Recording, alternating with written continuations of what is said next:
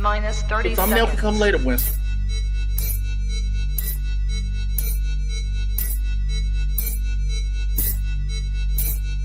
T-minus 20 seconds.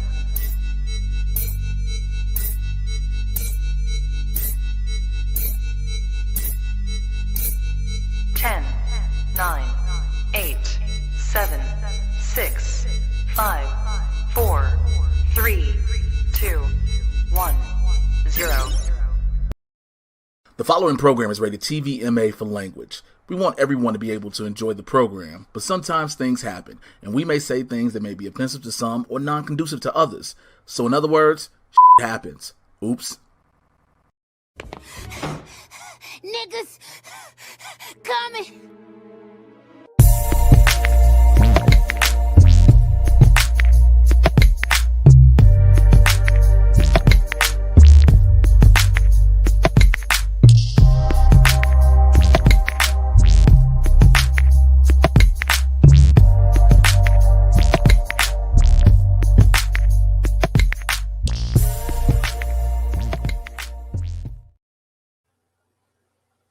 All right, so this is a rarity that this happens. I know it's like the first 9 seconds or whatever, 90 seconds. So I have to do this. Let's see what happens when we do this. Everybody! Welcome to an all-new episode of Blerds N The Hood. The reason we're doing that, we told y'all on last week's episode we had the pre-tape. For everything we hit, we were going to read our Streamlabs, donations, etc., all of those things. Shouts out to Villa Wolf, who said, congrats, Winston, which automatically put us over. So the show is started, and was one of these. Oh, I just brushed my teeth. That was terrible. Oh God! You know that when you have that minty flavor in your mouth and then something hit. Oh, Lordy, jeez! Welcome to all new episode of Blerds N The Hood. I'm your resident supervillain, MrJayWashington. While he gets it, I'll do it for you. He's trying to recruit himself. That's the SwaggyBlerd, Winston A. Marshall. We are live. We are earlier this week because I have a show I have to go do. So I had to push the show. This is on me this week. Don't you shake your head. I'm laughing because the whole rigmarole in the pre-tape that you actually said, oh, this nigga always, I always got something. You always got something. You can't even do the shit. And I was like, Jay, it is equal. Don't you do this. First of all, what had happened was I forgot I agreed to this show. And I got reminded. So when I got reminded, I was like, oh, damn. Because I canceled and rescheduled because I had something come up. So I was like, oh, okay. And I rescheduled it. And I'm like, okay, so I got the show. So therefore, here I am. Here I am. You know, like the Rick Ross song. God damn it. Thank you to everybody again. We got a bunch of Streamlabs couple of Streamlabs that came in last week. We will definitely read those in a minute. Thank you to everybody who's been watching live, everybody who has been subscribing. Thank you to everybody who engaged with the last. I've been meaning to get more Instagram clips out, but the last one where a lot of y'all seem to don't know your comic book history and no. What you're not going to do is that.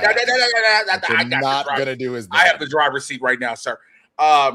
Since a lot of y'all don't understand what A-lister and when people, Norse mythology and blah, blah, blah. No, it's not what we're talking about. But to all of you all and all the new followers that both of us have received, we thank you guys for all watching, all of those things, okay? Again, I just want to say again, I was right, he was wrong. So, again, no, you're not, but that's fine. You're allowed to have your opinion even when it's stupid. This is why, I try not to be a part of colorism. I try not to, you know what I'm saying? I feel like we as black men need to come together in unity. Yeah, I agree. We should come together. Why are you about to say something crazy like I'm so dark, so are my ideas? Like, what are we talking about, bro? Like, get out of here. It's always light skin stretched out across the couch. Here's what's funny. You were 2 seconds away from saying something out of pocket as fuck to me. And because I beat you to the punch, all of a sudden I'm the bad guy? No, fuck that. It's called a preemptive strike, nigga. It's called a preemptive strike. Mr. Winston A. Marshall. My nigga. A nigga moment. Man. My nigga. What you been doing?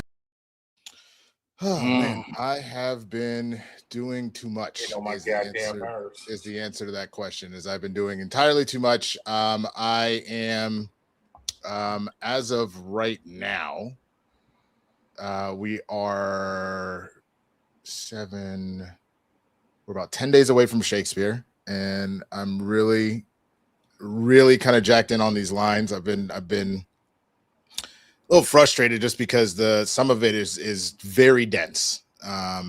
Shakespeare as a whole doesn't have it. I tend to do pretty well with it, but this particular character, Malvolio, talks in a lot of circles for those that know 12th Night. So that's been a thing. Work today, everybody pissing me off at work. I nothing is worse than somebody like Jay. I'm gonna bring you in for this for a second, man, because when you have a scenario where someone wants to come at you and be like, you didn't do so-and-so and so-and-so, and then you present receipts, and then they go, well, that was different. Like fucking Friday and shit.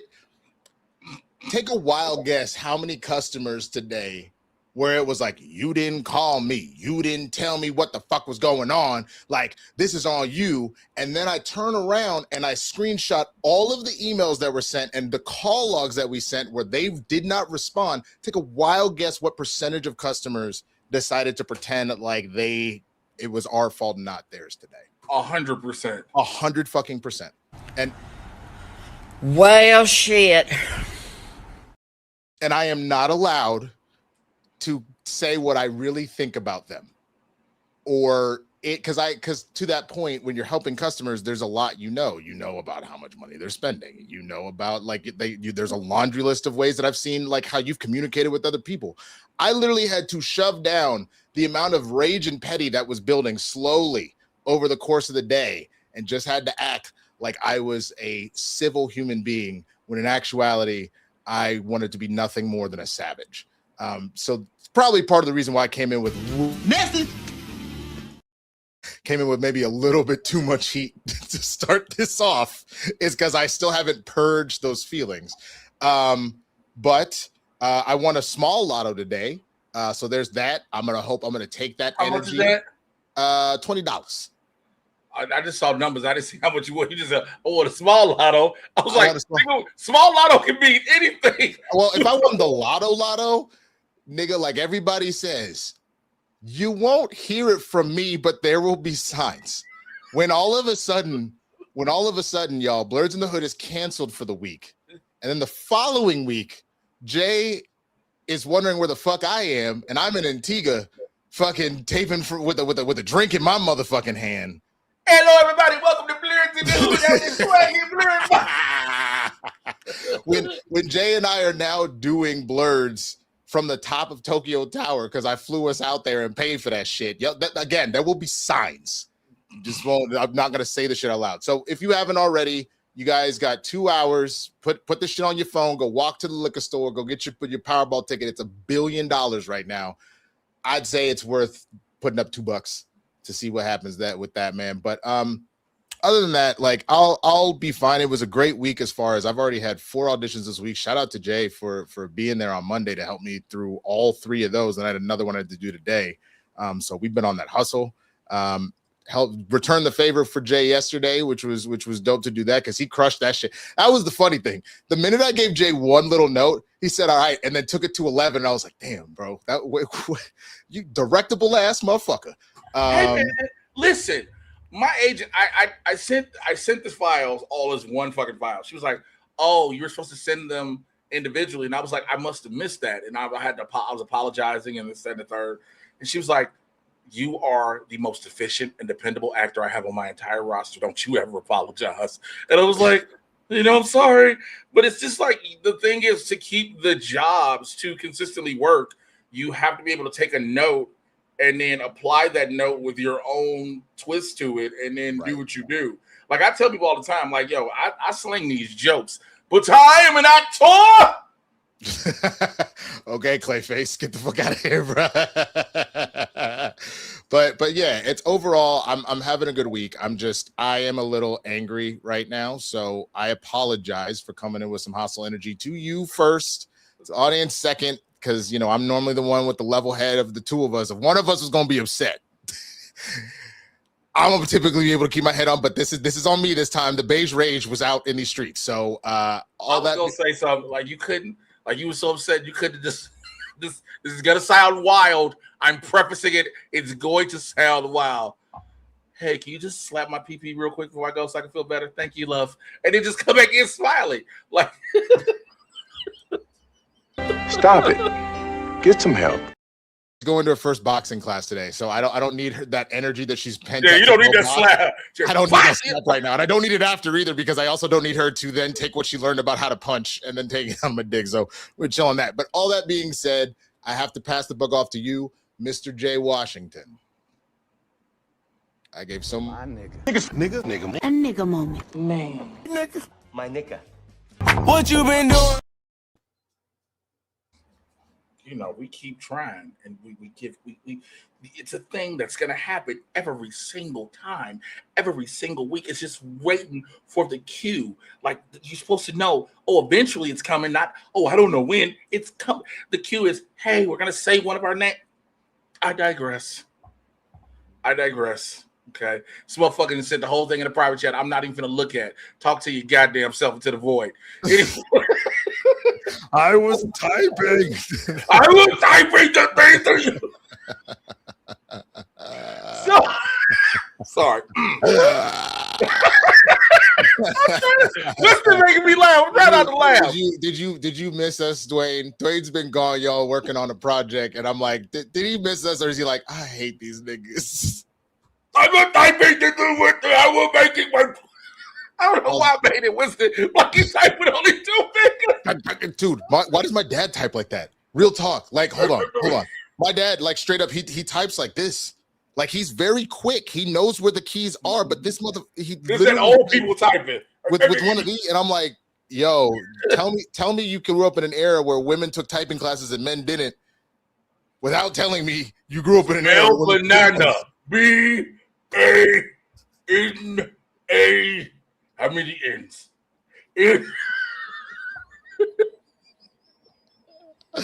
All right. So, it's been like I said, a lot of auditions. Friday morning, I get hit up by the improv, the head of the improv booking, all of the improvs around the country, and asked, "Hey, are you busy this weekend?" I said, "Not really. Why? What's up?" Just Hilarious from the Breakfast Club was coming into town, and her regular feature she had couldn't make it. They wanted to know if I'd be willing to feature for her for the weekend. I was like, you know what? I was supposed to do a show in Manhattan Beach. Shouts out to my homie. But the show was only $40, $50. I was like, I can miss that show to do 4 shows at the Ontario Improv. So I featured for Just Hilarious this weekend at the Ontario Improv, man. 4 shows. They were all sold out. And let me say this. I, back in the day, talked a little shit. I'm going to be open and honest. You know, I was like, hey, man, people just trying to come do stand-up. Shouldn't be trying. But she rocked all 4 of those shows, man. She really did. And people sold out all 4 of them bitches. And so Just Hilarious is amazing. And then Saturday morning, Winston and I were recording some of the Around the Neighborhoods and I Know You Fucking Lines. I get hit up while we're recording by the booker of the Ice House. Was like, hey, are you available to do this 5 p.m. show? Because there's this guy, social media dude, needs an opener. And I'm like, all right, cool, I'll do that. So Saturday, I ended up doing a 5 p.m. show, then shooting over to Ontario, doing 2 more shows. So I had those. Those were fun. Had a bunch of auditions, a couple auditions, voiceover auditions, even actual physical auditions Winston helped me out with. It's been cool. Just trying to navigate through a lot of stuff. Man, shouts out like my numbers. So I talk a lot about social media numbers. Finally crossed 50,000, which was crazy. But still need to get to 100. But that's a whole nother story. But, you know, just being able to comedically this weekend remind myself that I am who I say I am on these stages.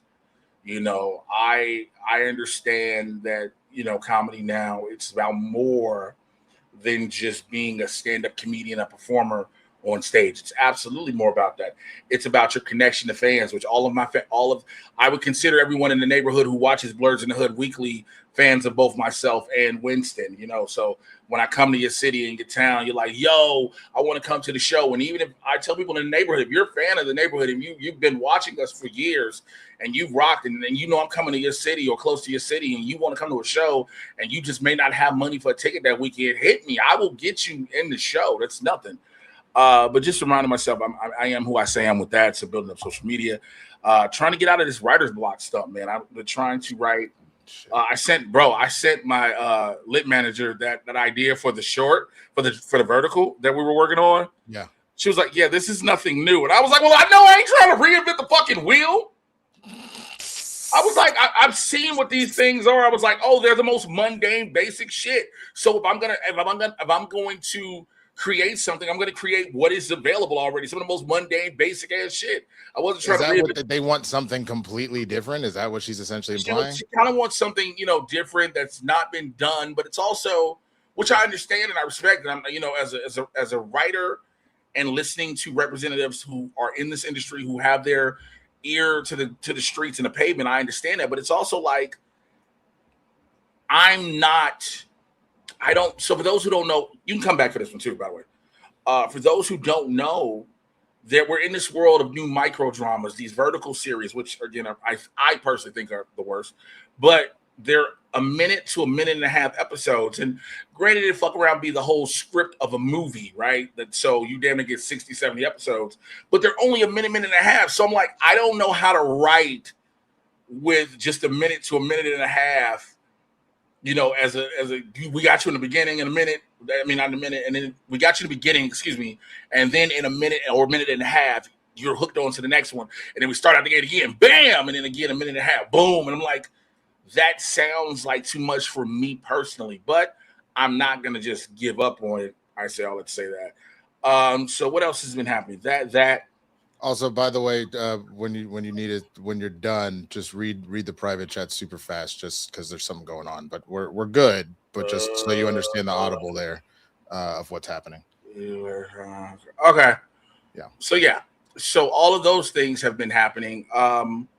Also, I did a self-tape with Winston last night, and the role kind of required me to wear one of my suit jackets, which. For some reason, I think my suit jacket shrunk. Okay, your jacket is what shrunk.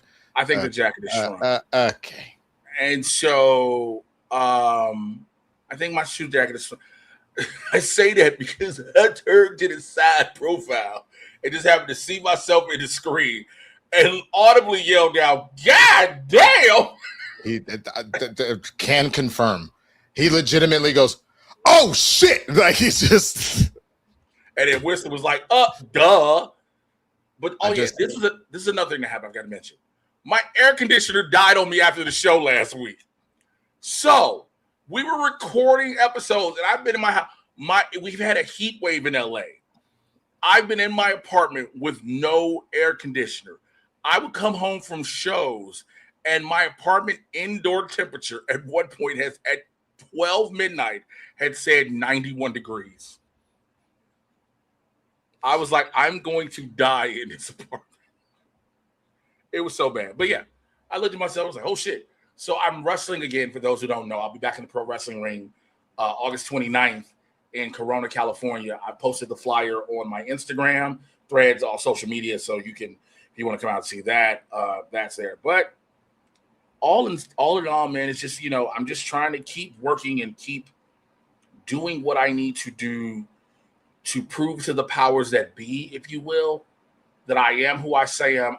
I am who I say I am. I'm worth what I say I'm worth, and I can deliver on the levels in which I say I can deliver, and that's damn near every single level in which I've talked about and then some. So that'd be the thing for that. But all that be said, man, we're here. We got this going. We got it's time to get into these stories. So Streamlabs.com/blerdsndahood/tip. Streamlabs.com/blerdsndahood/tip. If you want to support the show. My birthday also. So Winston is in 10 days doing Shakespeare. He is going to be a thespian on stage. I was going to say he's going to be a lesbian on stage, but same thing. But my birthday is in 2 weeks. August 25th is my birthday. So, and I know we're doing Blerds N The Hood the 26th. So I'm going to say this ahead of time just so niggas understand. I got to leave early too. Or we do the show. I don't ever in the history of the show want to ever hear any sort of words of "This is the reason that we don't be doing the live show. This nigga, huh? He don't do shit." First of all, what is all of that? That is you. That is what you sound like. Me at all. That's not me at all.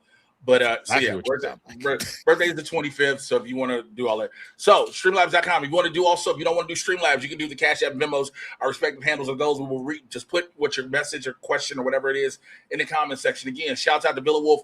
Thank you so much for that. Fantastic 314 as always. We love you and appreciate the support. Sent in two different things. So first off, hey Blerds, I enjoyed this week's show, which was last week, and the spoiler review of Brand New Day, which we talked about. You guys can check if you're watching here on YouTube or if you're on Twitch. Shouts out to everybody watching on Twitch. Go over to YouTube right now. So when you were discussing mutants and introduced in the MCU, don't forget Namor told Shuri he was a mutant in Wakanda forever. He did. I don't think we forgot it. It's just that as the public at large, when we talk about the MCU world at large, Namor told Shuri ain't going to be telling nobody, hey, it's these things called mutants. Like Wakanda is its own self-contained thing for the most part. You know what I'm saying? I mean, yes, but remember, they have agents all over the world. That's like the whole thing with Nakia and everything. So like they're monitoring, and I wouldn't necessarily be surprised if like Wakandan intelligence doesn't know. But I would also guess that Shuri's a little distracted because her brother just died. So I feel like her ass was not concerned about no motherfucking mutant. She was just like, man, fuck the world. I hate everything. Blue niggas and a nigga with wings on his ankles didn't kill my mama. Okay, I got a lot of shit I'm dealing with. Okay, but also says I have some sports movies from the 70s and 80s that can be added to Winston's watch list because also when we talked about Thor, I brought up one movie in particular, Adventures in Babysitting, and everybody was like, "Oh, Jay's only saying that movie of all time." Jay's only said Thor was popular because of Adventures in Babysitting. I'm like, no, I'm using a popular movie as an example. But again, Thor had his cartoon in the 60s and 70s, but whatever. So Winston hasn't seen shit. So Fantastic also has a list of movies for Winston to finally watch, which he more than likely will not. That is Amazing Grace and Chuck from 87, North Dallas 40 from 1979, which is based on your terrible-ass Cowboys, The Bad News Bears from 1976, which I'm sure he hasn't seen. I've seen scenes, but I haven't seen it, no. Oh, Jesus Christ. Every Which Way But Loose from 1978. Nope. The original Longest Yard from 1974. I've only, again, seen scenes because they cut to it a couple times with Bert when he was coaching in the new one. So, no, I haven't seen it, though, but I know of it for sure. And Wildcats in 86. Nope. Thank you to Fantastic 314 for those recommendations in which he is not going to see. No, we can watch them. That's fine. That's gives us a good thing. No, nigga, it's you. Oh, I can watch it myself. I thought you were talking about doing it as far as like I want to watch your movie. I thought you were talking like a reaction type shit. I'm sorry.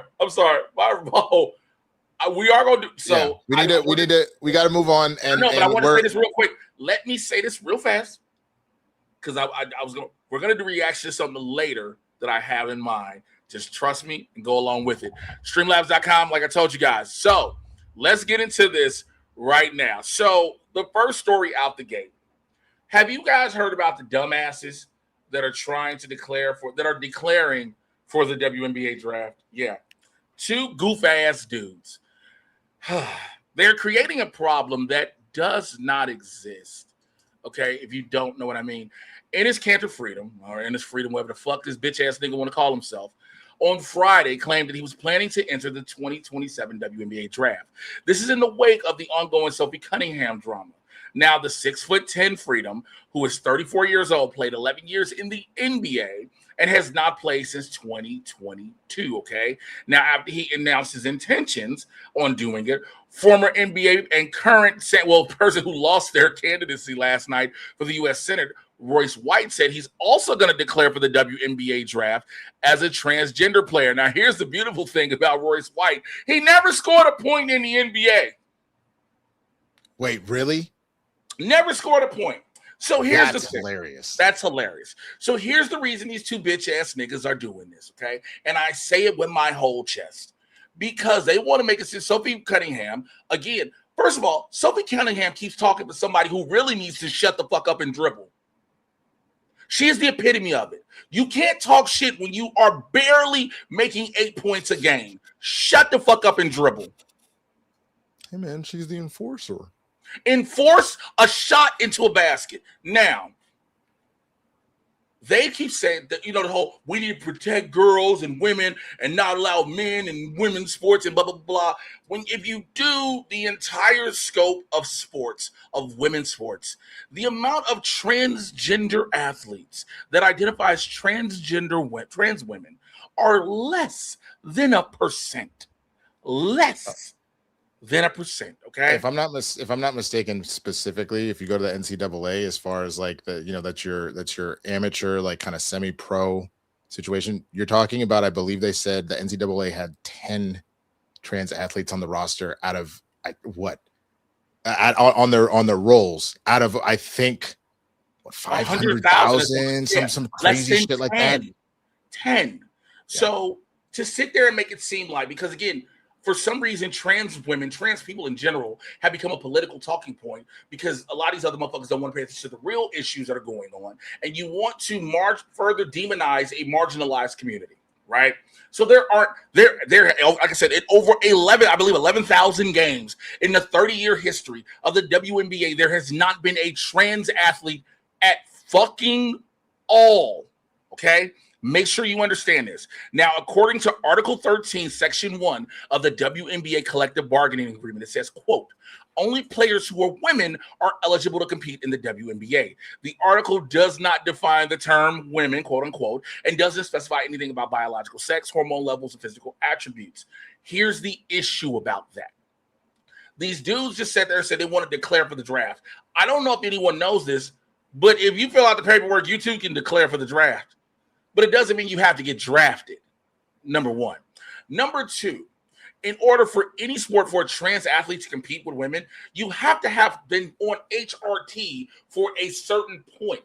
So Royce White's lame ass wanted to go on Fox News because, of course, that's what goofies like him do, and wear a wig and like, I'm in my feminine era. So if you really want to play this game, you need to go on HRT and do it for at least 2 years. You want to try to prove a point? Do it, okay? So there's been this big thing, Winston. There's been this whole thing about the theatrics, the drama, the quote-unquote controversies, all of these things within the WNBA, when in all actuality, a lot of people are saying, hey, fuck all the bullshit. Why are we not talking about how dope these past couple of seasons, this season in particular, all around the league has been? Yep. The rookie of the year, we just talked about it last week, Olivia Miles, is on pace to do only what has been done by Candace Parker, and that is win both MVP and rookie of the year. Her teammate, one of the best players in the league, Nafisa Collier, has just returned. You have teams like the Las Vegas Aces, where Chelsea Gray is out here doing something fucking phenomenal every game. Yep. Speaking of the Aces, 4-time MVP, A'ja Wilson is there. Mm-hmm. Even the Fever. You have Caitlin Clark, who when she balls, she balls. You also have Kelsey Mitchell, correct? Kelsey Mitchell, Kelsey Plum. There's Marina Mabry's having an incredible resurgence. She got pilfered as part of the expansion draft to go up to Toronto, and she has been balling out of control. Made her first All-Star this year. It's been a fantastic season for the W. And I've said this a couple of times, man, and I'll say it again.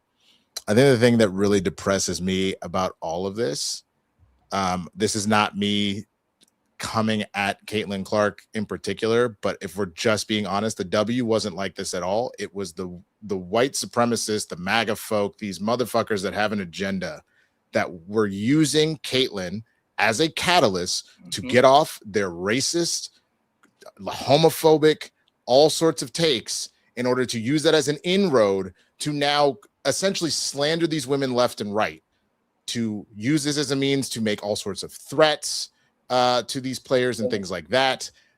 They are not actually fans of the sport They're, in my opinion, not actually fans of Caitlin Clark in the sense that, again, instead of they immediately jump to the most ridiculous fucking shit as far as this goes. And what pisses me off, the crowd that is constantly going on and on and on about trans athletes being like, we have to protect women's sports. These are the same fuckers that are throwing dildos at WNBA games. We need to protect women's sports. These are the same ones making death threats at Dejanay Carrington and Angel Reese. We got to protect women's sports. These are the same motherfuckers that left and right think it's actually funny to then encourage Enes Kanter Freedom and Royce, whatever this nigga's name is. I've never heard of him before in my life. And apparently, again, if we're quote unquote protecting women's sports, this motherfucker has a DV charge against his wife and his kid. This is my problem. You are talking out of two sides of your ass. You're not trying to protect women's sports. You don't actually give a shit about women's sports. Let's keep it a fucking buck. You are on a fucking grift. You have been constantly. And what pisses me off is I do want the league to grow and I want more people to watch and support. But this bullshit ain't doing nothing but making a mockery of the fucking league, and all of y'all motherfuckers that do this shit can get bent. Go ahead. So there's nothing wrong with being mad about that. A lot of people are starting to get upset because it has even come out from Jamel Hill, Ryan Clark, many other people who cover sports on a daily basis. Like, yo, can we talk about the game? Right. Can we talk about the game? Well, it was also asked, where's the leadership in the WNBA? Not the coaches, the WNBA leadership, commissioners, et cetera, et cetera. So a WNBA anti-hate task force met virtually on Wednesday and criticized those trying to create a narrative about transgender women playing in the league. This is what they said in part in their statement, quote, there are no immediate eligibility matters affecting the WNBA, and we strongly denounce the bad faith efforts to use these topics to demean or marginalize others. It went on further to say, today's meeting covered a wide range of topics, including the ongoing discussions on transgender athletes and the continued hate and vitriol directed at players online. We will continue to engage all league stakeholders in the coming weeks and months. We will approach these conversations thoughtfully and in alignment with the values of our league. I need the WNBA commissioner. What's her name? Kathy Engelbert or something like that? Engelbert. She sucks. Engelbert. Yes, she does. She needs to make a public fucking statement. So check out. Is that what you just read? It wasn't Kathy. That was what you just read? Because no, it wasn't Kathy. That wasn't Kathy. That was the anti-hate task force. From the anti-hate task force. Kathy herself needs to make a statement about all of this bullshit. Yeah. Because again, the Sophie Cunningham shit, this shit, Caitlin Clark, like you said, you just said it better. A lot of these people are bad faith actors. They're doing this racist bullshit, just using that. Sophie Cunningham needs to shut the fuck up and dribble. And I would say that if it wasn't Kelsey Plum, if it wasn't Nafisa Collier, if it wasn't Olivia Miles, who barely had 8 points a game talking all this shit, she is only getting this coverage. They're like, oh, well, she's expressing her faith and how she feels and blah, blah, blah, blah. Yeah, because in other words, if she wasn't doing this, no one would give a fuck about her. Let's just keep it a buck. Yeah, she is what they hoped Caitlin would be. Is the thing. Best way to say that. She is what they wanted Kate, because if you noticed, I'm sure you saw the minute Caitlin came out and was all like, hey man, I just want to focus on basketball. Like, I don't see an immediate thing, but that the rules are for the leadership to figure out and things like that. As far as eligibility, I just really want to talk about what this team is doing. Except, do you see how fast Megyn Kelly and Ben Shapiro and all these MAGA motherfuckers turned on her? They immediately went rabid and they were like, oh, you ungrateful motherfucker. Like they went off. Yeah. Because when you're lock in step with everything that they say and do, you're totally fine. When you're locked in step and everything you say matches up with their talking points, it's all good. But the moment you veer off and then somebody tells you, namely your reps and people who really hold the money to your career, like, hey, bitch, play the game. And just like somebody would say to a nigga, hey, nigga, shut the fuck up. It is why you have people, I hate to say it this way in the comparison, because some people are going to use this wrong. It's why you never really see LeBron talk about anything. Because there's people in his ear like, don't you say shit. You're going to fuck with this money. He only talks about the things for him that he feel are like very important. And then for the most part, he just kind of keeps quiet on stuff. And he keeps quiet. Caitlin Clark, because this whole controversy, the majority of the controversy within the league had started surrounding her. And then somebody tell her, hey, you do realize they're not talking about you as a player right now anymore. And if they are talking about you as a player, it's literally flop here, trying to get crying here, complaining here. It's nothing in a positive light. So now she says, can we talk about the game? So because Caitlin focuses on the game, then you have Sophie Cunningham like, well, here's what I think y'all should do. Shut up. Shut up. Streamlabs.com/blerdsndahood/tip, man. Streamlabs.com/blerdsndahood/tip if you want to get something in. Let's move into our second sports story. Let's go from the W to the NBA. This one shocked a lot of people. Why would you just put source, man? I'm not going to keep clicking articles. You could have just. No, I asked him to do that. Thank you for doing that. Okay, well, at least I know. That is purely so that if you need more information, you can open it because there's one sentence there. So this but you're supposed to put copy and paste. Yeah. Anyway, That's okay. Hey, the Los Angeles Lakers have now been sold again. Okay, so they've been sold to a group led by former Disney CEO Bob Iger and Joshua Kushner. Hey, first of all, that last name should ring a bell, right? Kushner. Don't that sound familiar? Yeah, like Jared, but also more so Joshua Kushner. Isn't that part of the group that wanted to help Paramount buy Warner, the Saudi group? But I digress. They have bought them for $12.5 billion. This is the largest sale in league history. And then the sale takes place only slightly over a year ago, which their sale was to Dodgers owner Mark Walters for $10 billion, which means Walters will now net a profit of $2.5 billion. That in itself is insane, okay? So, but it's a surprise, and it raises a lot of questions about this empire because Walters also owns the Dodgers as well as a couple other things, if I'm not mistaken, right? Mm-hmm. I think he's also part of the. I think he's a part of the group that owns the Sparks as well. I think it's the group. It's the whatever group. The Sparks as well. Whatever group that Magic Johnson is a part of. Sparks. Yes, that's the group. That's the group. Yeah. Yes. Chelsea Absolutely. FC as well, and the F1 Cadillac team. I was just about to read that, my brother. Thank you for jumping in. I was just about to read it. Thank you. He's just trying to help. No, I was looking at the article. I was clicked on the source, and I was look at you. See, now in the source important. Look at that shit. You were so ready to throw this nigga out. No, I was going. It was going. If it was there, it would have been there. Either way, I had to click on it. Well, regardless.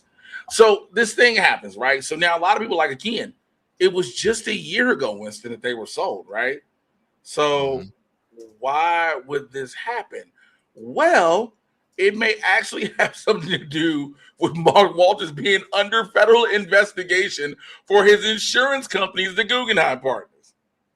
This is where it gets crazy. So, U.S. prosecutors in Manhattan, I got to disable my ad blocker because I was reading it and it just is like, no, you can't do this without the ads. Okay, hold on. Let me pause it on this. You know what? That's crazy. Wow. You shut your face. You shut your face. You know I just did dead air. Damn. You know what? I tried to just, you know what? It didn't want to let me do it. Okay. I was trying to open the damn thing.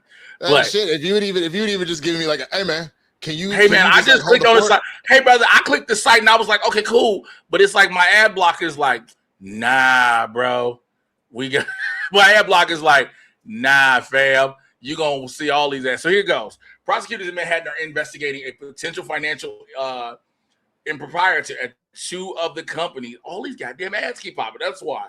That are controlled by insurance companies. I got like 8 ads popped up. Jesus Christ. But Mark Walter at Guggenheim Partners, where he's the chief executive officer. Now, Bloomberg reported on this Monday afternoon. They're citing people with knowledge of the matter and regulatory filings. The SEC, the Securities and Exchange Commission, is also running a parallel investigation. There have not been any charges, and Walter himself has not been directly accused of any wrongdoing. And probes like this can end without charges or any enforcement action. And his holding company, TWG Global, said in a statement that it's, quote, aware of and cooperating with the investigation, end quote.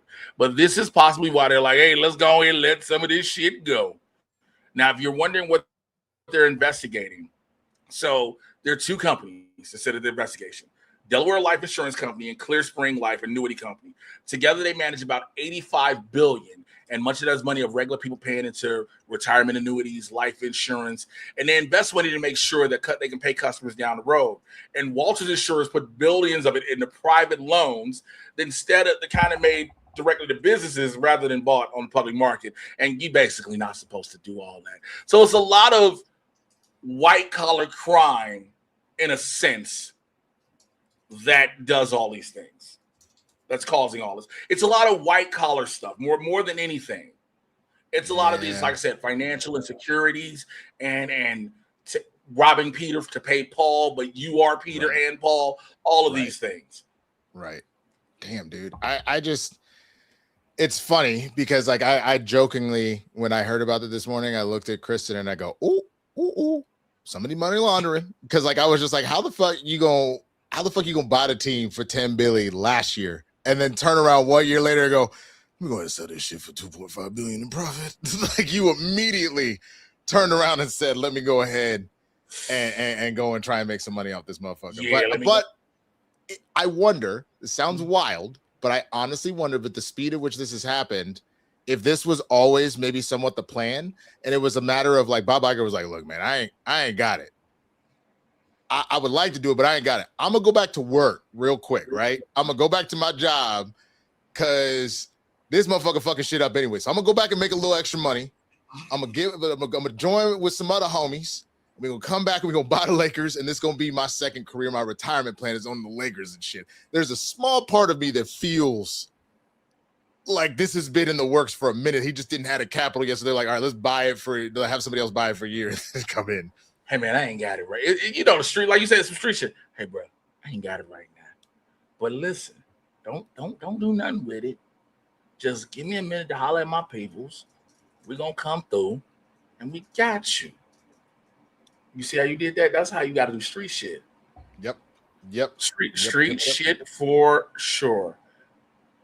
So, this is just very interesting. Now, so Delaware Life had told regulators that only about 3% of its investments, which are roughly $1.4 billion, involve companies connected to Walter. The real number, though, was at least 39%, which is more than $17 billion. And the FBI also executed at least one search warrant in September to seize a mobile phone. This is according to Bloomberg. And though it could not be determined what part of the investigation the seizure involved, prosecutors had previously looked at whether Guggenheim was straight with outsiders about how much money it's making. Wolf of Wall Street, y'all. So yeah. All right. I just wanted to get all that out. So what did Matt say? Iger and Kushner were originally working on the Vegas expansion team, then pivoted to the Lakers. I mean, fair. I still fit to that point then. I think probably Kushner went to Iger and said, hey, man, you want to own a team? He's like, look, man, I ain't got the money for this shit right now. So let me go back to work real quick. Dude, I left behind fucking shit up. Let me go get another bag real quick. Then we're going to come back and we'll go from there. How about that? Does that work? And hit that solo Sokoa on them.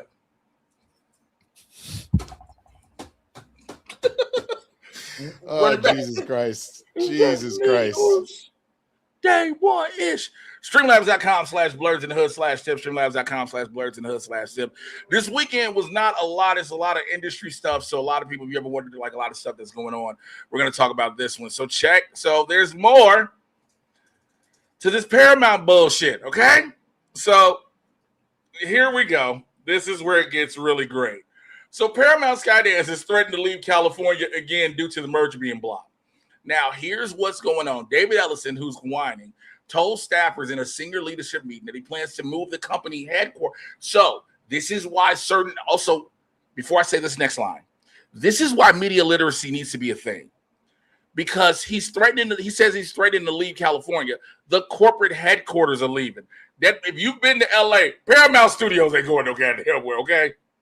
But there's already been talks that one of the things they could do if they don't have the money to really pull it off is that they could, in theory, sell both Paramount Studios and Warner Brothers Studios so they would have enough flush cash to be able to support all this shit they're doing. And Netflix will buy both of them.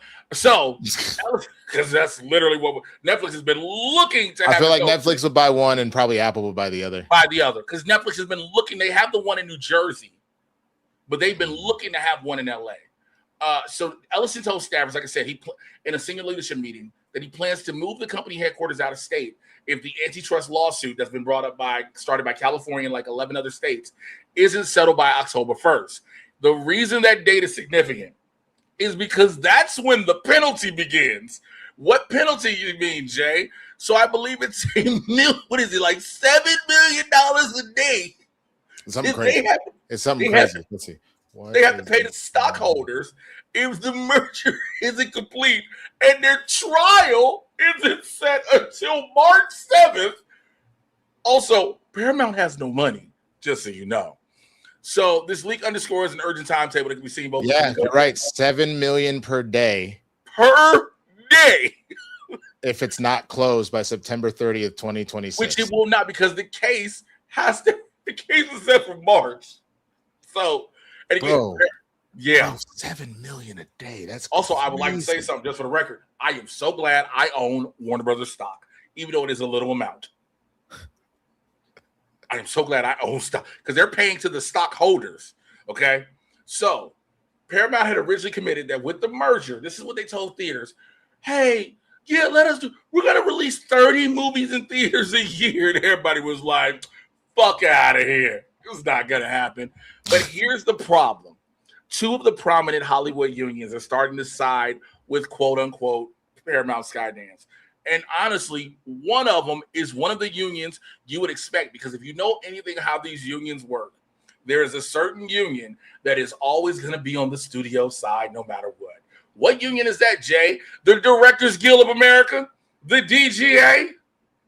Them, along with IATSE, which is basically your crew, are urging California Attorney General Rob Bonta, who started the lawsuit, to settle his antitrust lawsuit with Paramount, arguing that prolonged uncertainty over the Warner Brothers Discovery merger is bad for the industry. Here's the issue with that before I read further, and I want your thoughts on this, Winston. Yep. A lot of things, unless things were already in the pipeline, in the works, before the merger was announced, before the sale was announced, nothing is happening, right? So there are some things that are in production, there are other things that are just stagnant. And again, we talk about Hollywood in itself, and it runs off of the TV and film industry. But I do not agree that just selling this thinking, oh, Paramount gonna do the right thing is the best choice of action. And I think that's the issue, is the idea of it's not a Paramount specific thing. It's not a Paramount Skydance Ellison specific thing. When have people in power made a promise just like, trust me, bro. Trust me, bro. And then they follow through with that and follow through with it consistently. If you don't have something in writing, there's a reason why every contract you've ever heard of, they said, get it in writing. If you don't have it in writing, they'll do it as long as they feel like they have to get away with it. So you don't look at them and go, oh, you didn't do the thing. And then the minute they feel like they need to pivot on something, they do. That's just how businesses work. I can't remember if it was The Godfather or which mobster movie it was, but it was the idea of like you pay the cost of doing business. Mm-hmm. And that's the thing. They will do exactly that. But the minute they see an opening, they will. Because to that point, if you thought that people would just do stuff out of the kindness of their hearts, every time you see a corporation in a scenario where it's like, damn, we didn't turn out the profits that we needed to, instead of laying off, 15% of your workforce, you tell the CEO doesn't take their bonus. That's what actual like morality looks like, but that's not how they're in the business of making money. They're not in the business of doing the right thing. Right. So the idea, and I could honestly, I could say the same thing about politicians if we're keeping it a buck. You would hope that because they work for the people that they would, but again, power corrupts and absolute power corrupts absolutely. Why do you think Mitch McConnell still has not actually resigned from his post? Why do you think? Well, because dead men can't talk. But he should have done it before he died. And we all know he died before this whole thing happened. We don't know where his body is right now. We all know he's hella dead. But he should have retired a long time ago. Dianne Feinstein, when she was still alive, should have retired a long time ago. Ruth Bader Ginsburg, when she was still alive, she should have retired a long time ago. It doesn't matter what side of the aisle. I have said this about, obviously, Trump and Biden. Neither of them should have run at their 80-year-old ass age. Like none of that, but that's the whole thing. So no, I'm not going to go with the trust me, bro. I promise I'll do the right thing scenario. We're going to release 30 theatrical releases every single year. I bet you do that for the first 2 years, and the minute it doesn't seem profitable for you anymore, you're gonna fucking change that shit up. Like, let's just keep it. And the argument will become, well, would they have done 30? Because some people will have the argument, well, if Warner Brothers was still separate, its own entity, and Paramount was its own entity, would they still could have done 30? And it's like, no, I don't think that was going to happen regardless. 30 theatrical was not going to happen regardless. So why say an asinine number as such? Just because you think if you acquired this other company, that was going to happen. So this is how it gets even crazier. So this is what the this is from a joint statement from both the DGA and IATSE. They said, quote, while we've been consistent in our view that mergers, such as this one, historically offer few benefits to workers, we are particularly concerned about the negative impact a delay in the decision regarding the proposed merger will have on our members and the industry at large, which again, as an actor, as a member of the Screen Actors Guild, as a fledgling writer, I understand that part, but people have to understand. You can sit there and say that, oh man, this stall out is is making things worse. But when they merge, the amount of jobs, the amount of opportunities that are going to be lost immediately. It'll literally happen so quick, fast, and in a hurry. Again, we've talked about this before, but for those that weren't here for those discussions, part of what goes on with that, just to keep in mind, you have to remember the fact that Jay owns a company, I own a company, right? Jay buys my company. My team has an HR, it has a PR, it has, IT, it has catering, it has all this kind of stuff. Well, Jay already has HR, PR, catering, all of that. So it's like, well, okay, I don't need Bob and I don't need Susie, so we'll keep Bob. I don't need Karen and I don't need Chad, we'll keep Karen. Like, you see what I'm saying? That you will literally watch the jobs, because you're pushing two companies together, start to evaporate. Will it be an immediate 50% layup? No, that's not how that works. But it's going to be enough that a bunch of people's lives are going to be drastically changed. So this thing is going to keep going again. When it's all said and done, if Paramount Skydance has to pay the penalty leading up until the trial, that penalty at $7 million a day will total over $1.07 billion. God damn. A little bit, close to $1.1 billion is what they will have to pay. That is absolutely crazy. But what else is crazy is y'all should throw in these Streamlabs. Streamlabs.com/blerdsndahood/tips. Streamlabs.com/blerdsndahood/tips. Shouts out to CJ Noel Lopez, who says, any last minute predictions on what Marvel is announcing at D23? It's a great question. If I had to guess, I think that you will probably get your X-Men cast. I don't think you're gonna get the whole movie, but I think you will get probably your core. I think you'll probably get. We already know Samara as Emma Frost, and your Cyclops. Is that officially done? It's him. Okay, so then you probably get Cyclops. We already know who Jean is, obviously. I think those will be like the main ones. I think if they really are going to go, your Beast, your Rogue, your Wolverine, and Storm for sure, and your Professor X.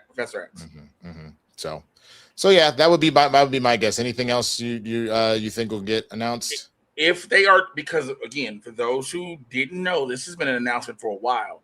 They were planning on cutting back on their Disney Plus shows. So if anything has already been in the pipeline and then it can get ready to come out or whatnot, I think we finally get those like trailers and whatnot. I think we get a Vision Quest trailer. I think the trailer that was shown at Hall H will officially be released. It'll be released. Yes. Whatever was shown. Yeah. Things that were shown that you didn't get. I think the Doomsday trailer that was shown, the Doomsday footage that was shown also will be released. Don't fire Susie. She got 12 kids. I hate y'all, bro. Susie got babies. She got babies, bro. She got grandbabies. So I think that's what I think we're getting at. I think any other, like, there's going to be probably some, I'm not 100% sure. Is this still happening? And correct me if I'm wrong. Matt, just let us know in the private chat. Is the Patty Jenkins Star Wars movie still happening? No, that's been off the table for a while. Or she, because I know it was like the movie was not happening, then she was shifting over, and okay, so nice. Because like it was talks of they were gonna do one thing and do another, then do this, and you know what I'm saying? Right. No, so no, it's no. like that one's been off the table for a minute. Okay. So like I think we'll get some type of Star Wars announcement, which I don't think no matter what it is, people are gonna be happy. Doesn't matter. I think we get Ro. I think my homegirl Ro shows up and we get season 2 of Ahsoka. I think we get that.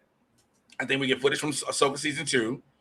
And what did you just say for Star Wars? So Simon Kinberg is supposed to be doing the trilogy for Star Wars. That okay, but I don't think I think no matter what it is, knowing Star Wars fans, and I hate to say this, they don't have as much. It will sound the same with MCU fans, and tell me what you think about this, bro. MCU, like they're getting Marvel/Disney is slowly getting back in the good graces of the fandom with the Doomsday trailer first and foremost, and then Brand New Day, right? But a lot of their grace and credit for a while had been kind of shaky on the rocks. Sure. The same can be said with Star Wars. Oh, Star Wars, I would say more so. Right. Especially because Mandalorian and Grogu, when everybody realized, I could have just watched this at fucking home. It was way before that, bro, because like you got to think about all of the bitching and complaining that happened with the Acolyte. That's what I meant. That's what I was thinking. The Acolyte. It was like, hey, people loved Andor. It's not Andor. Yeah. And Andor was pretty universally loved, but the Acolyte was an issue. People were up and down about Ahsoka. People were up and down about Obi-Wan. Most people did not like Book of Boba Fett, myself included, just especially because of how that went, like what you did with Boba. Like there's a lot that's been kind of going on with Star Wars. So I think that is a larger hill to climb. Right. Marvel was dealing with, like, if this was you remember the show Guts?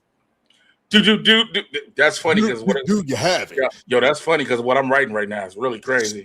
So you remember how, like, depending on how you were doing, you had a slightly easier path to the aggro crag and shit, like up the aggro crag.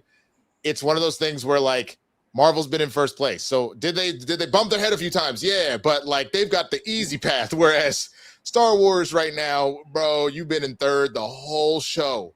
So you have the longest path to get to the fucking top of the aggro crag. Yeah, man. I'll be back. Oh, that's funny. Okay. All right. I'm going to be nice. I'm going to be quiet because I almost said something and I'm not going to do it. That's fine. So here, we need to do this first. No, go back for a second because we need to. There we go. All good. So yeah, that would be my guess on all of that. Let's go on to the next story. Jay will come in and give his thoughts in just a minute. So we went through Paramount. It's this one. Okay, so yeah, Spider-Man Brand New Day is continuing to dominate the box office, y'all. And with that success, fans have now started clamoring louder and louder for the introduction of Miles Morales. Kevin Feige's been on record saying that the unofficial agreement is that the MCU will not touch Miles until after the Spider-Verse trilogy, which happens to be next summer before the release of Secret Wars. Tom Holland has openly talked about planning on his exit from the franchise and passing on the mantle. And with all this going on, fans are now turned to pointing out Miles Morales candidates, and some talents are throwing their hats in the ring, such as 12-year-old, Giuliano or Juliano? Matt, do you know? Juliano Valdi from Michael. Did he play young Michael? Yes. Okay, got you.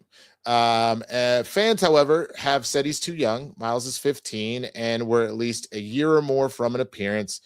They also say he's too light-skinned, citing Miles' skin tone in the comics is darker. Valdi, however, is Afro-Latino. The popular fan cast choice for the role has been Caleb McLaughlin. Issue with that, Caleb is not Afro-Latino as well. This leads us to an important discussion. Oh, I see. This is where you're kind of giving me a preamble. I see that. So, yeah, we do need to have kind of a discussion with that, though, about the idea of we need to remember Miles is not just black. Miles is exactly that. He's Afro-Latino. So in the same breath, if we're going to get mad at John Leguizamo for forgetting about Jarrell Jerome and the number of different ways that we've seen Latinos in the past potentially write off darker skinned Latinos and things like that, if we're going to get mad at Zoe Saldana and all that kind of stuff, we kind of need to call it the same thing of you're not going to take what is a very intricate part of Miles's character. It's not just that he's black. It's that he's black and Puerto Rican, like together. And it's very important to his character, both sides. The fact that he speaks Spanish plenty with his mom and with others, as far as that goes, the fact that he represents both sides of that, it's equally as important. So I honestly think that it's incredibly important that the casting choice here really kind of meets with somebody that can hit both of those. So some young Afro-Latino talents that Matt has pulled. Thank you for doing that. Dallas Dupree Young from Cobra Kai. Is he the one that played the young black kid that like Kenny, had, yeah. What was the character's name again? Kenny. He's very talented, and we know he has fighting skills. So I'm actually here for that 1,000% based off of what he was doing. You've also got Miles Canton from Sinners. He's 21 right now. Dallas Dupree Young is 19, and then Miles Brown from Blackish. He's 21 now. Also a very talented actor. So just the idea of somebody that really is able to bring great options. What just happened? Go ahead. Why are you muted? Did you mute yourself on the way out? Because I didn't say what was going on, but I almost did. I didn't mute myself. No, Matt must have done it for you. Thank you, Jesus.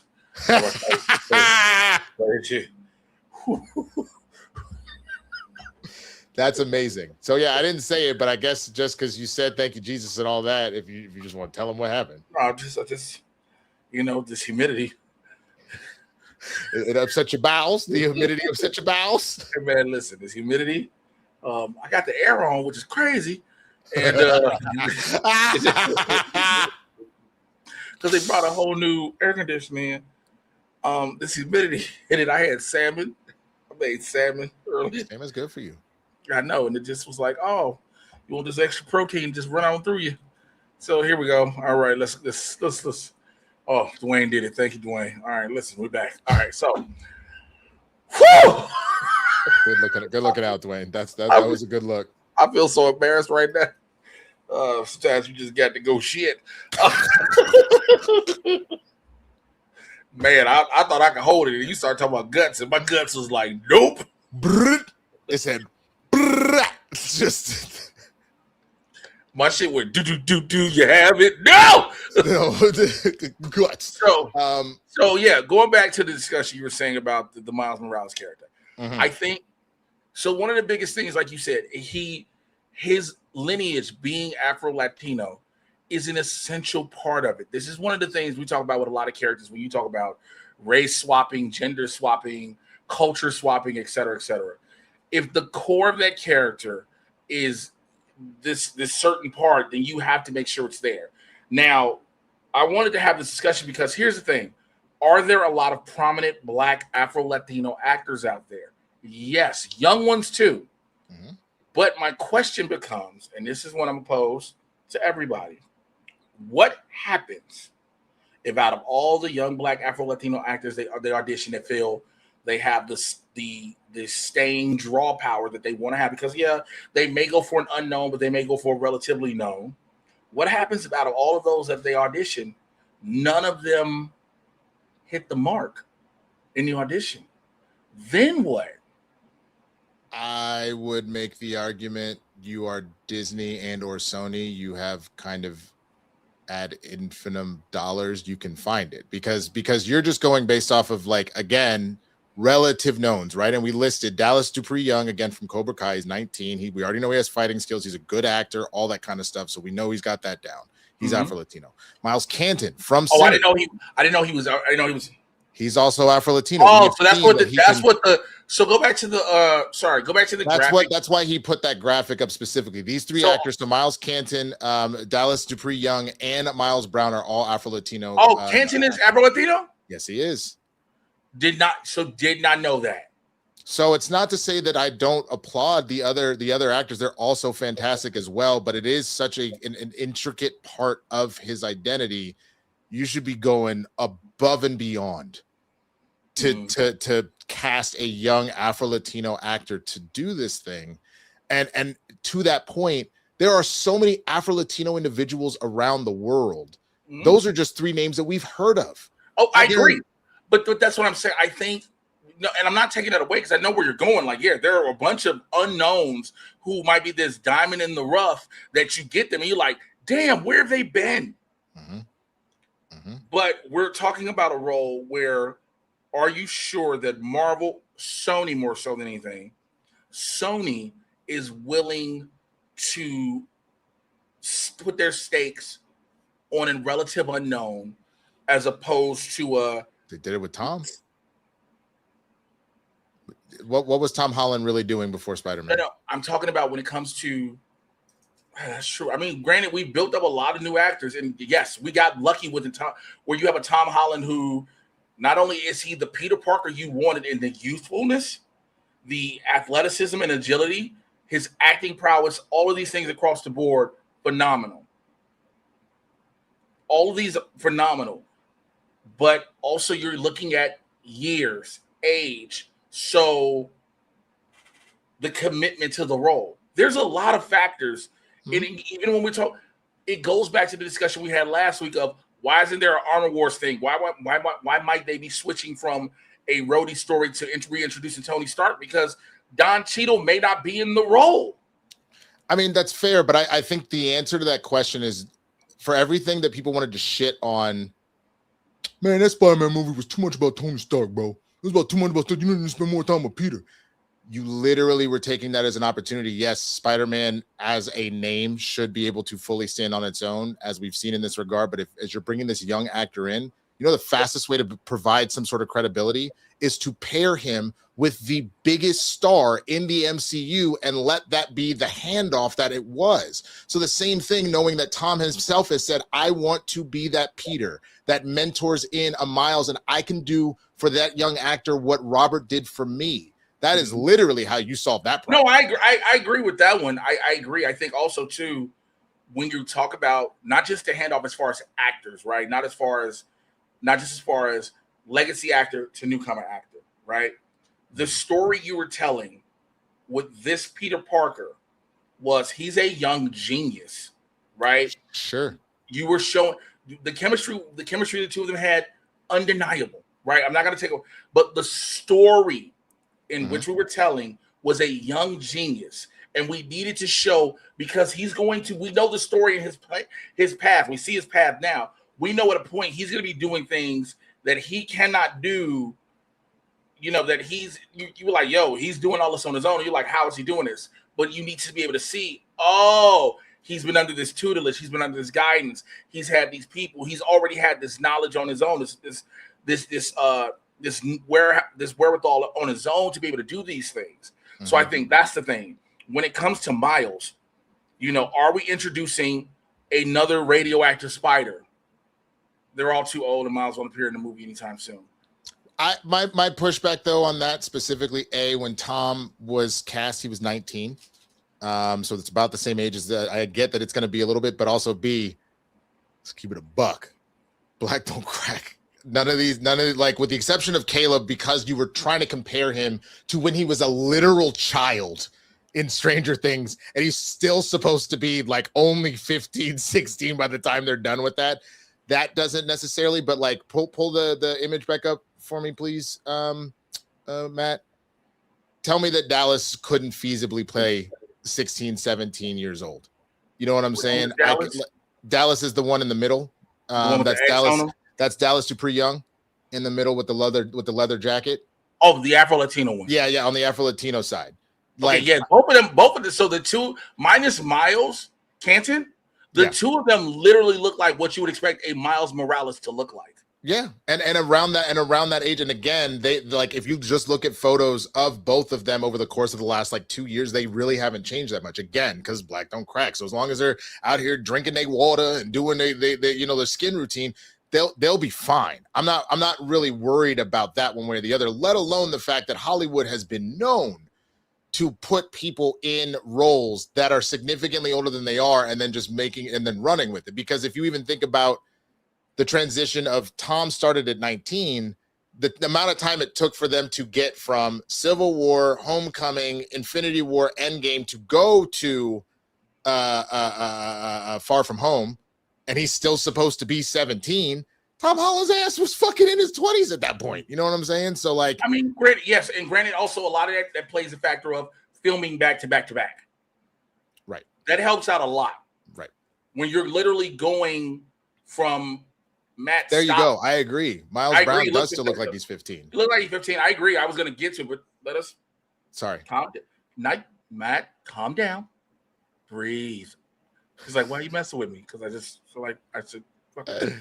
I'm sorry. I'm also I just got 2 fucking auditions.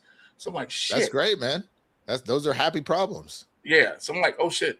But yeah, I just think there's this discussion, and I agree with the whole again, going back to what my original point. His origin, his ethnic story is a part of who he is. Right. More than him just being Spider-Man. Right. Him being Afro-Latino is pivotal. Let me ask a question to this one then. Sure. His Afro-Latino origins are he is Black and Puerto Rican. Yeah. What if they change that? Because again, there's these little things Probably you can do. Wouldn't though. I'm using an example. Are you talking about the actor? Or are you talking about the character? What if the actor they get again? We say let's say you get an Afro-Latino actor, right? Sure. But this actor isn't Black and Puerto Rican. This actor is Black and Dominican. Or Black and Honduran. The only thing that I will say, unless there is something that is so vehemently opposed or different, but like think about the number of different times that we've seen, say, like Asian actors, as far as that goes, where it's like the character is Chinese, but it's a Korean actor, or the character is Japanese and it's a Chinese actor, things like that. I think it's kind of the same thing as long as you're able to understand the culture and do it, but you have enough of a connection to the culture as that is to acknowledge that properly, I think is really what that comes down to at the end of the day. Okay. I just want to make sure, because again, for as much as I talk about personally representation. Yeah, for sure. I want to ensure that we're talking about a particular community in this regard, and they are represented correctly. I think that's the thing. Yeah, I feel that. I feel that 1,000%. Because again, you get some Dominicans. I know Black are Dominican, papi. I mean, that's also true. But at the end of the day, I mean, again, that's going to be a massive thing. Whoever this is going to need to make sure that they. Like I found this out watching. I think I told you I watched Heated Rivalry with Kristen like 2 weeks ago. Yeah, you told me you watched a lot of hot hockey sex.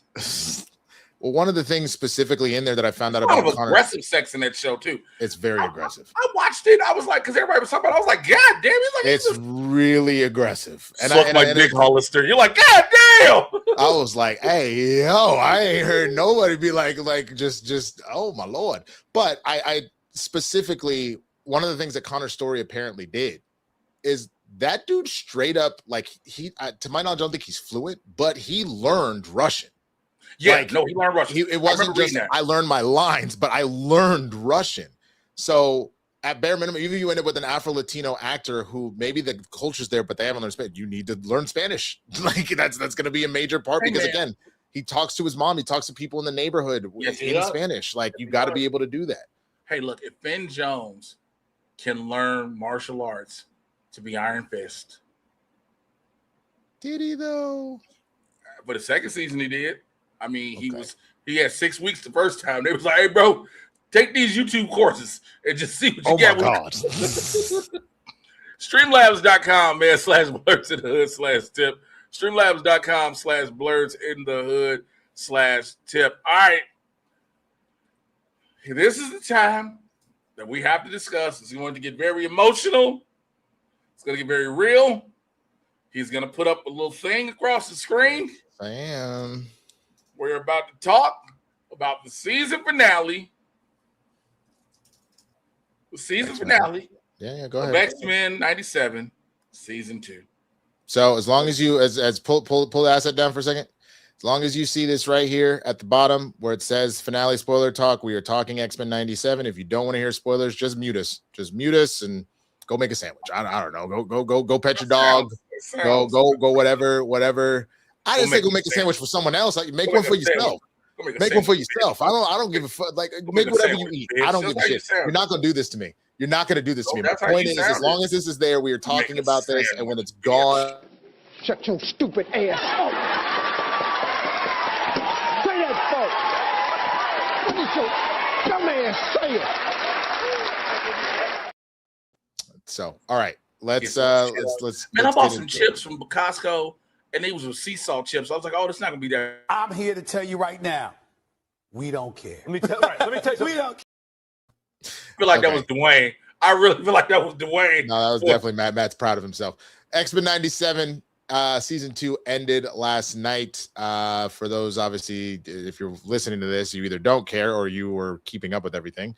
You have a scenario where, Gambit was out in the streets. They kind of trapped Apocalypse back in his body, but it's only a matter of time before he fully is able to take over Gambit's body. So there is a quest to stop that from happening.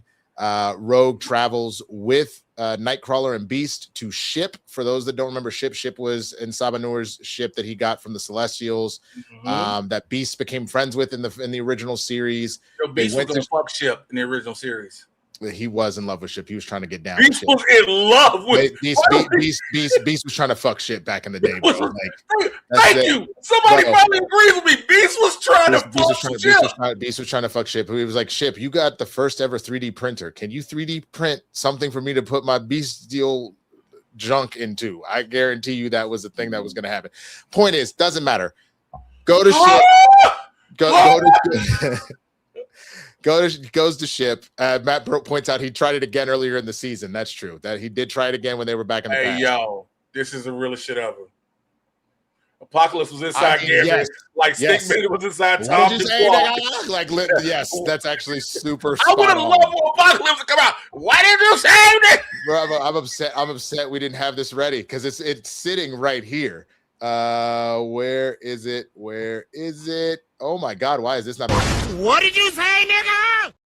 That's Apocalypse inside of fucking Gambit for sure. Okay. And he's talking to Cable. Cable like, I'm about to kill him. What did you say, nigga? Anyway, you end up in a scenario where the three of them go to Ship. Rogue finds out from going inside the same chamber, the celestial chamber that Sabanur went in. Tries to negotiate, talking about she's going to fight for it, and Celestial goes, I'll give you the power to stop him, but you got to sacrifice something. You got to give up the big part. So Esau, the Celestial says, "Bitch, you don't belong here." So I didn't think that was as important. Because he basically was like, "Who the fuck are you?" I mean, I don't disagree, but the important part of that sequence is, I'll give you the power, but you're going to have to give your life. Essentially giving a Soul Stone-esque bargaining chip type shit. You want to do this, it's going to cost you. But it also shows, but again, I think there's another, and I joke, but I think there's a serious part you got to talk about.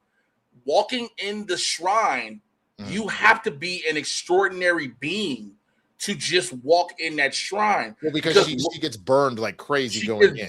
Rogue gets burned like crazy. Yeah. The unbreakable, indestructible Rogue is her skin and flesh is burning off going into the shrine. So that's what even my fucking Esau was like, you don't fucking belong here. Which is fair. So while that's going on the flip side, you have a scenario of where X-Force and X-Factor have teamed up together to try and assassinate Gambit because Gambit is the host for Apocalypse and they have to stop this from happening. The fact that we don't even and this will kind of get to where I have some issues with this finale and how the season ended personally. But you got X-Factor essentially puts an entire military squad together and gives them Gundam Sentinels.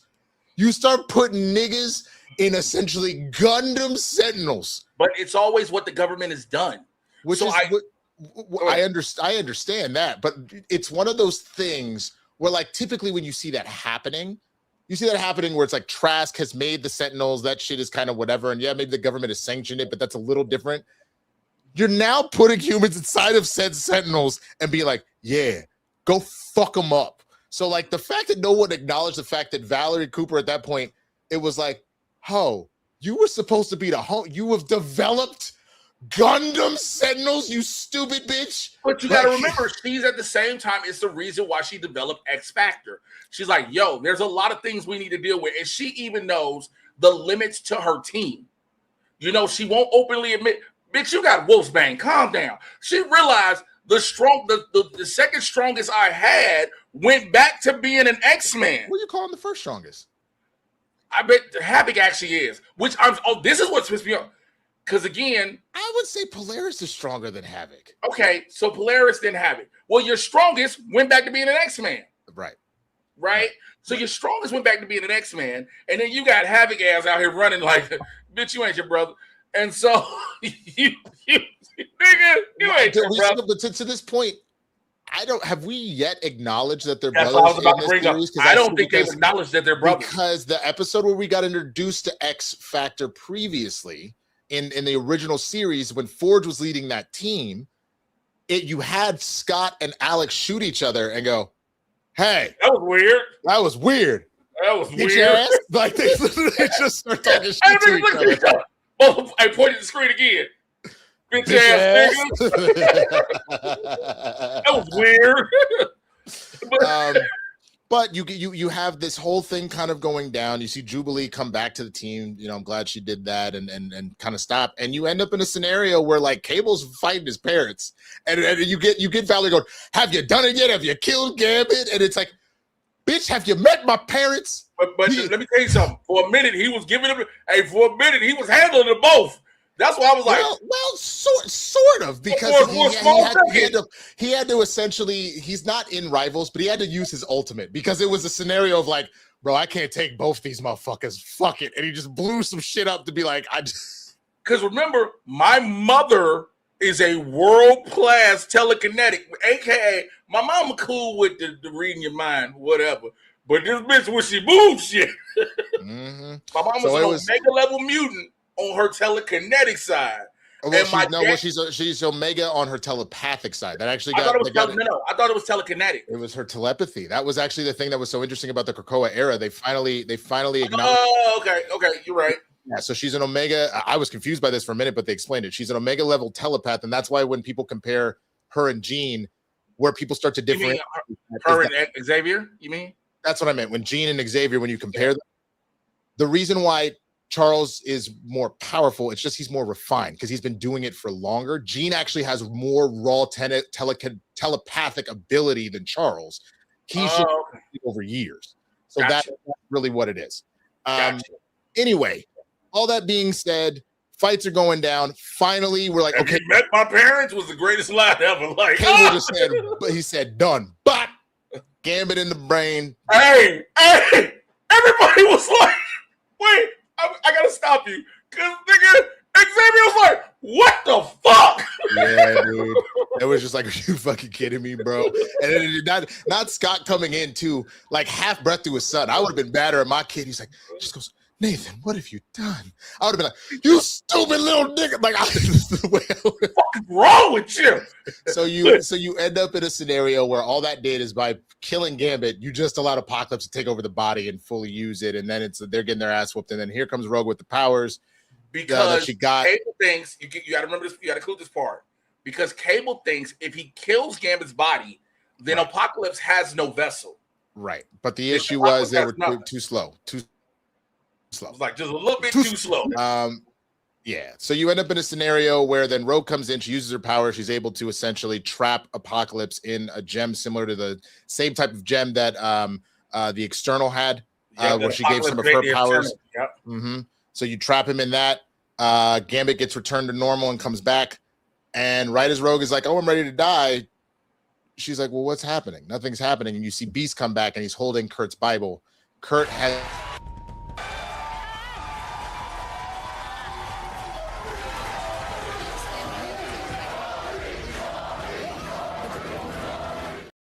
Kurt had gone in and had given his life, decided to serve as the sacrifice instead of Rogue, and gives a very, very powerful speech about faith and about love and how, yes, it is sad and yes, they'll grieve, but I know that, you know, love will spawn from that and all that kind of stuff.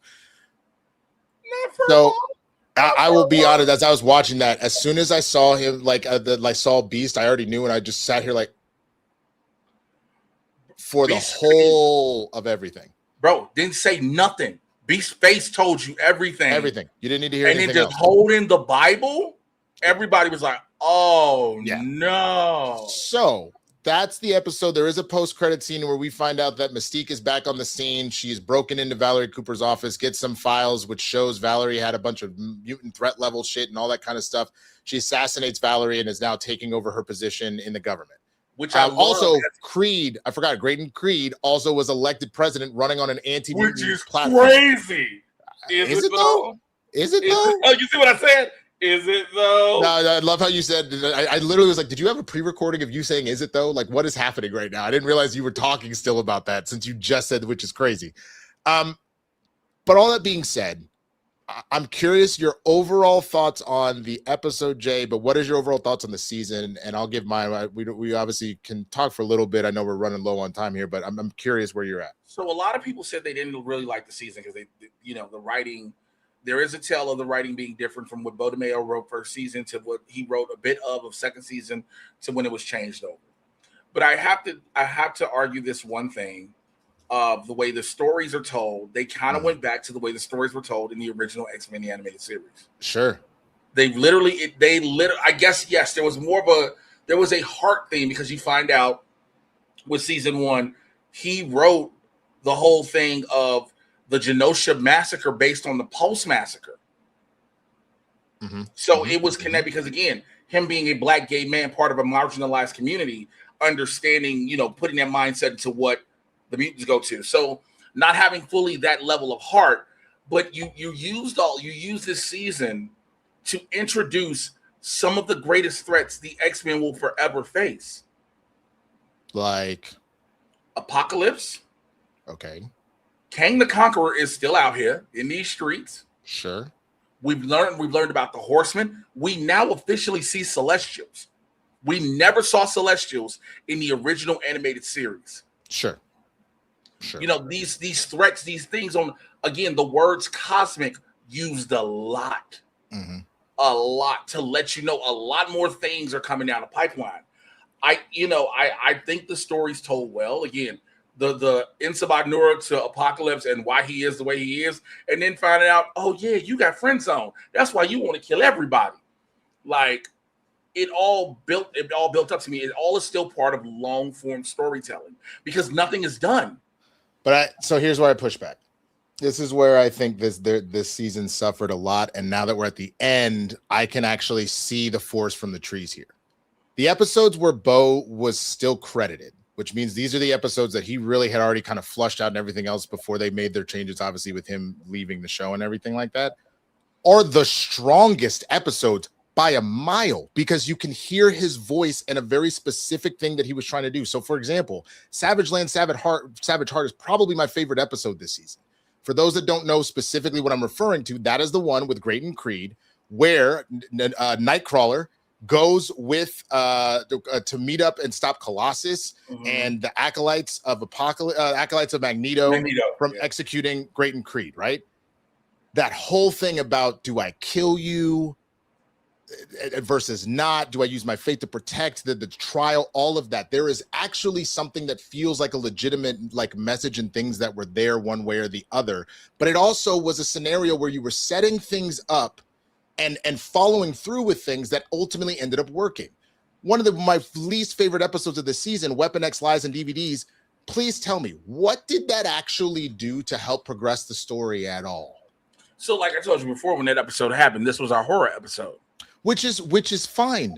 But your horror episode, did I learn anything new about Wolverine there? No. You put in this kind of this sentence that was going, or this conversation. But why do you every episode have to learn something new? I mean, you have a bunch of episodes in which you are learning new things about people, right? You have throughout the season. You have that all. Did every single episode have to be that? Could you not have a self-contained episode, which Sex Lives and Weapon X Lives and DVDs was? Sex Lives and DVDs is hilarious. I mean, in the sense of, literally in the sense of, when you have already stripped me of an episode, you went from 9 to 10, or from 10 to 9, excuse me. You stripped me of an episode. You've put a lot out there for us to like gnaw on and deal with and unravel. One of the things that they did multiple times, I'm not saying that they had to put Onslaught in anything. You don't have to do shit. It's your story to tell as you know, a production team and everything else. But you kept opening up these doors of Charles stepping further and further into the darkness or losing certain battles or things like that. You then took it a step further by taking Magneto away from him, which was the catalyst that sets him off with everything that's going. And then nothing came of that whatsoever. There's a number of different storylines throughout the season where stuff like that happened. Well, and so for somebody saying the Jubilee episode where she was stuck in the game, I pushed back on that. What you did with that is you showed Jubilee how much more powerful she become. Look at literally what she did in the season. Now that she could figure out how to use the spinning disc fucking thing, she leveled the fuck up. What did this do to actually make Wolverine more powerful, learn more about himself, set something up for anything later? It really wasn't anything as far as that goes. So I'm saying there's plenty of like instances in these episodes where, again, Bo's hand was still there and he's still credited. And it's like, damn, he has a very specific story and set of things he wants to address. Whereas with a lot of this, it felt like you were like, okay, we stripped some stuff out. We got to plug stuff in. So let me ask you this. Yeah. Can we take that down, please? Thank you. Yeah, the comment. Yeah. Yeah. You brought up Onslaught, and we know this is happening. So what did you want? Did you want Onslaught on top of Death and Apocalypse? No. Even with 10, even if you had 10 episodes, right? Even if you had the extra episode, bringing up the Onslaught element on top of Death and Apocalypse, which are symbiotic in a sense, because yes, Gambit becoming Death and all this stuff. But did you want Onslaught now, or do you want the seeds to lead up to it? Which is why I keep bringing up long form storytelling, because I think that there's this thing of everything has to be resolved by the season finale. I'll put it to you this way, Jay. This is going to be a very weird metaphor, so I need you to bear with me. But I'm doing it on purpose because this is the essentially what this is too much teasing that it ends up being a quote unquote a cock tease. If you went out on a date and your date is building stuff up heavy, be like, tonight I'm gonna blow your mind. Everything you've ever wanted to do, we gonna do that shit. You just wait. And then you get to the moment and it's about that time and it's like, okay, bye. If instead your date had been like, oh, I'm really liking where this is going, we keep this up, you know, we might have to at some point. There's a difference between I'm promising you because I keep putting so many little things here, and Onslaught is just one example. I'm not. There are other things that I could look at as far as that goes. It's one thing to give me little seeds here and there, and I go, oh shit, I see how that's building in this particular way. Because I feel like, to be honest with you, all the stuff they did with Nightcrawler's character development from the start of season 1 to this was flawless.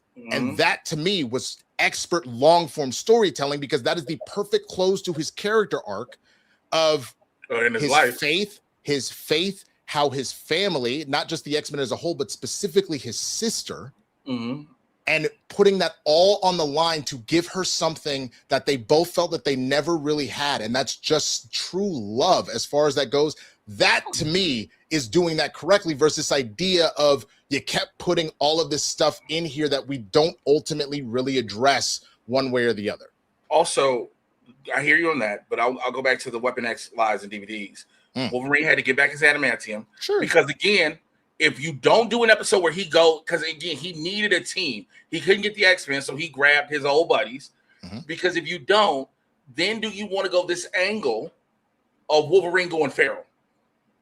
You could have done that, or you could have done a similar type scenario of when the way he actually got his adamantium back previously was he became a Horseman of Apocalypse. Yeah, but if you were gonna do a whole season about Apocalypse, why wouldn't that be one of the ways you want to go? X-Men fighting two. You have the X-Men fighting two of their own, and then we have all these other things. I think that lends itself to so many different other storylines because again, you're trying to close this loop on one thing without opening so much more and going on a thing. I understand what you say with Kurt's story, Rogue's story. Gambit's story, Gambit and Rogue's story. Also, I blame Rogue for all this shit. Anyway, here's why. You want to know why? All this has been Rogue's fault. Because, again, Gambit been like, bitch, I love you. Remy, I can't love you back. But you can fuck this nigga. And then this nigga, because that's what it was. Because that's what it was. Magneto dies. Then she want to be like, well, I think Magneto. So first she goes, well, Remy dead.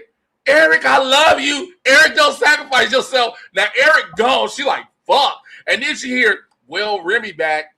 Ooh, I might get some dead dick. Bitch, make up your mind. This is all Rogue. So then to this point, this is the last thing that I'll say. We should probably move on, though. Truthfully, you could tell that there was a change of who was captain of the ship for this whole thing. I agree. Essentially, Chris Cochran saying, we would not have gotten to this point with the season and rewrites if Bo wasn't acting like a predator. This is on him at the end of the day. Again, all allegedly. But yes, if you didn't end up in a scenario where you had to have the changing of the guard, then you have more of a through line as far as this goes. So truthfully, at the end of the day, this is why we can't have nice things kind of conversation. The whole story, in a sense, if we look at it for 2 seasons, and I just joked, it has been a Rogue, Gambit, Magneto, Xavier thing. This whole thing, these 2 seasons, have been the 4 of them and us following along the 4 of them more than anything. Mm-hmm. All the other everybody else are small pieces of the puzzle. I don't know, and I 100% understand that. I just that is my only thing, is that even in what felt like not important or smaller episodes of the first season, so like the whole thing of Storm losing her powers and having those 2 half episodes to explain why she got them back. Remember, we planted seeds early on of Magneto being like, you're a god, okay? Don't ever let them tell anything otherwise. And watching that arc from, she is the one that stops all of the Sentinels in the first episode, she loses her powers in the second, and then this quest to get them back. She was a C storyline throughout the season, but she had an arc that allowed her to like really appreciate who she is as a mutant, because she has that conversation with Jean of like, oh, maybe we would want our kids to be human. What would that feel like? All that kind of stuff. So what's up? Oh, he's got a phone call. So anyway, that is pretty much that. We want to know what you think, man. Please get in the comments if you're watching this on the replay or anything else like that. Send in those Streamlabs, streamlabs.com/blerdsndahood/tip, streamlabs.com/blerdsndahood/tip. We are done with the X-Men 97 spoilers. Okay, let me double check something. Nothing there right now. Great. Alrighty. Yep, brought me in here myself. Okay, I can't do the thing that we were going to do next without Jay, because he like it is very funny and we were actually laughing about this, so we'll hold off for like half a second on that. I'm trying to think if there was anything else that we needed to talk. Oh, you're back. My apologies. I thought this was about a show and this was about, hey, did you wrestle yet? I'm on air. Okay, we're good. Okay, so go ahead and play the video you wanted everybody to see, bro. Oh, no. This was, so instead of doing so look, this weekend we've been blessed with David Banner.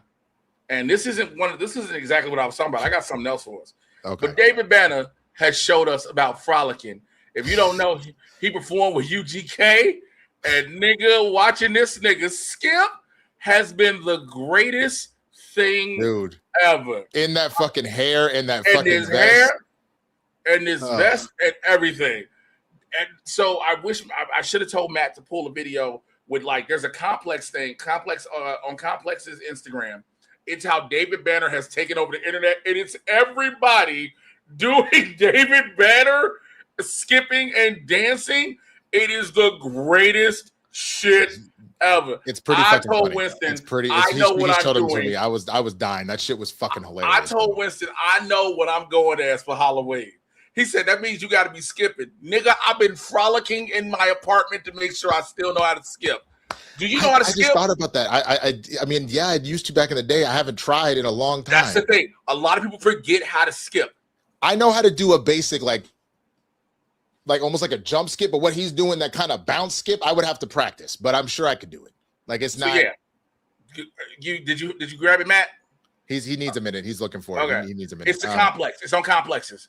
But yeah, dude, it's been, because it's one of those things. It's like, the reason I wanted to bring it up, because you have feel good moments, right? Mm-hmm. And we haven't had many of those in a while. and stuff from the culture that makes you. I mean, I agree with things that. like that. And David Banner doing this, and people. First of all, niggas had green in their closet on deck, which is crazy. Damn. Which, Damn, that's impressive that they had all that. So much shit has happened. Don't worry about it. But listen, I know we normally around this point in time, so don't worry about it. So I want to call it out of what happened. Did you see this? Apparently, the fucking Eagles flamed Jalen Hurts today. Their own social media account. Hold on, I'll bring it up right now. Give me a second, bro. So apparently, they sent out a tweet that said, "Right on cue." Don't tell me this nigga threw an interception. It literally says "right on cue," and here he is. Remember, offense is in green. This nigga straight up threw a goddamn interception, and the goddamn team put that out and put it at "right on cue." Are you out of your mind? And it's still up. It's still up. They're proud of this post. The number of people that have I'll bring this back up real quick, that have said shit like, delete this, bro. Like, what are you doing? Oh, this nigga, Cameron Magruder, man, he's a big Cowboys fan, so that shit's hilarious. But yep, posting your QB1's interceptions is wild. It's especially wild when people have legitimately been questioning Jalen Hurts. Highlight Quinion Mitchell, whose name starts with Q. But it still kind of looks bad. It's a bad look. El Boogie, I know you're trying to defend your team. It's a bad look. You know goddamn well knowing that there are questions about whether or not Jalen Hurts is going to take that next step as a passer. That's a bad look. It really is. Okay.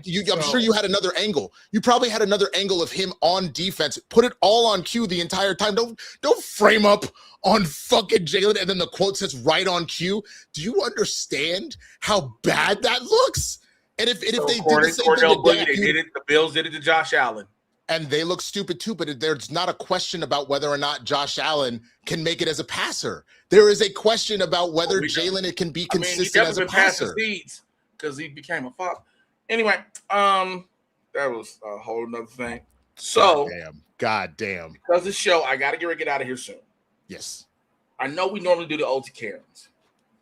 And I didn't find a Karen. I didn't want to do a Karen this week because I want us to do a live trailer reaction to something I've been hearing about and I felt we needed to see. Matt doesn't know about this. Dwayne doesn't know about this. But I put this in. I have not seen it either. There's a trailer for an Olivia Colman movie called Wicker.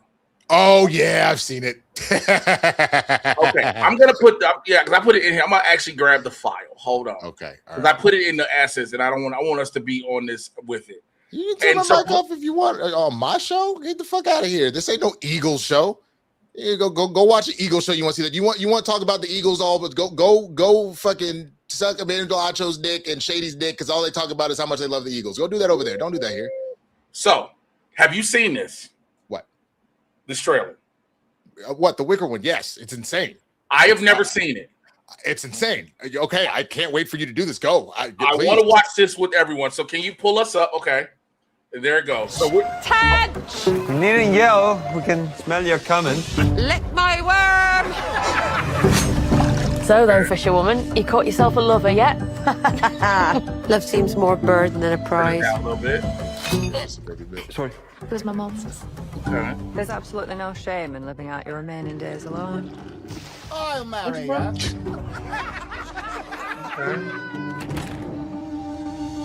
Oh, old Peter Dinklage. I want you to make me a husband. Sorry, what? Be at the chapel in a month. Good. Sorry, what? My gift is my craft. She asked for a husband. A man's work is greater than the man himself. Huh? Especially this. I am here to marry you. Nigga, what?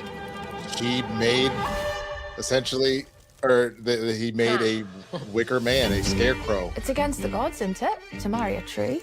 Does he have other bits to him? I heard that he's strong as a tree and just as hard. He's wicker. Yep. You've got some sort of... Wait a minute! Yes. Merely augment. The bed is broken. I will fix it. You know, you've made quite an impression. The wives, they're all aflutter. I don't blame her. I climbed that. Because I'm not sure that the fisherwoman and her companion is good for the village. You are the reason I live and breathe. It's not natural. Men are not like that. What the fuck? Fuck off. Yeah, fuck off. Is someone being murdered?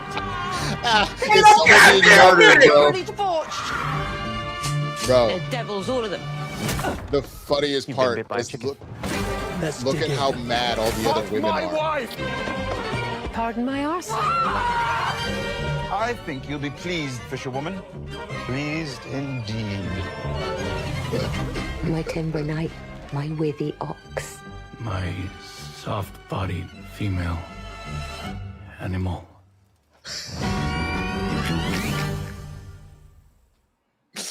Oh, I can't fucking wait for this movie. I'll never do this again. I'll never do this shit again. I'm so sorry. I'm so sorry. So you really had no idea what it was about. I'm so fucking sorry. I just kept scrolling, see people talking about Wicker, and I was like, oh, well, fuck it. We could watch it because I couldn't find a care. Oh, my God. Oh, no. Oh, no. Oh. Yeah. How do you... Well, I mean, I know how to deal with it, but, like, the splitter... Like he was thrusting. I mean, at that point, he must have really just kind of like whittled and sanded that down to prevent any sort of splinters or anything. But bro, the fact that you see that many women in the town now get mad because she's getting her back blown out, and they're like, "We got these bitch ass." They were making fun of her because you saw that one woman like her husband put like a collar on her and did it wrong, kind of choked her, and not in a fun way. And it was like, oh well, at least I have at least, you know, I'm married, whatever. And then she went and actually got the perfect man for her, and look how mad the rest of the town of women are. Or the one dude that was like, yo, I need you to bull for me, bro. I need you to, you see him scream, I want you to fuck my wife. Did you see that shit, bro? Like, this movie's gonna be fantastic. I can't fucking wait for this shit. Oh my God. Here's my thought. This is what happens when we allow horny white women to write their fan fiction and make it into movies. What the fuck did you think 50 Shades of Grey and goddamn Twilight were? They've been doing it for years. What are you talking about? I know. I'm just reiterating. I know exactly what I said. I know what I said. I know why this is just great. I just want what horny ass woman, white, black, or horny ass dude was like, yo, what if somebody got a wicker man? You mean a wicked man? Nah, wicker. Like a basket? Yeah. The fuck? I just don't. Hey, man. So, look, I genuinely think I can't wait. The minute I saw that trailer, I was like, oh, I have to see that immediately. That genuinely looks like it's going to be an absolutely fantastic movie, and I'm fucking here for it. Did I get the fucking... Because I get a lot of press releases things, and I wonder, did I ignore it? Like, yo, do you want the trailer to Wicker? Like, what the fuck? Yeah, no. I 100% get it, man. What I'm trying to think if there's anything else, because I know you got to get out of here soon. I don't think there's anything. I was gonna do a keep 3 cut 4 if we have time. We can do one because I'm looking at the time. I got my GPS and the time is actually going up. Okay. So, Okay. So we gotta be quick then. Did we already do the Pixar films one? No, I just watched a white woman get railed by a wicker basket. Yeah, you did. Okay, I can try and get one on the fly, but I would need to say if you want to promo stuff, I can try and get. Because what would you say? That was a weird sexual fantasy movie? Okay. Yes. Yeah. Yeah. Okay. I can make a quick. We got one in the comments. We got one in the comments. Actually, I started this shit. What? Scenario for Jay. The devil says he'll stop his hate campaign against the trans community only if you fuck Sophie Cunningham for 12 months. How sober will you be every time you do it? That's wild. That's a wild question. Wild. That's a wild question. That's wild. Jesus. Thank Zeno Hour for it. God damn, Zeno Hour. Damn, the devil said that's so deep out to get. The devil said he gonna stop this shit.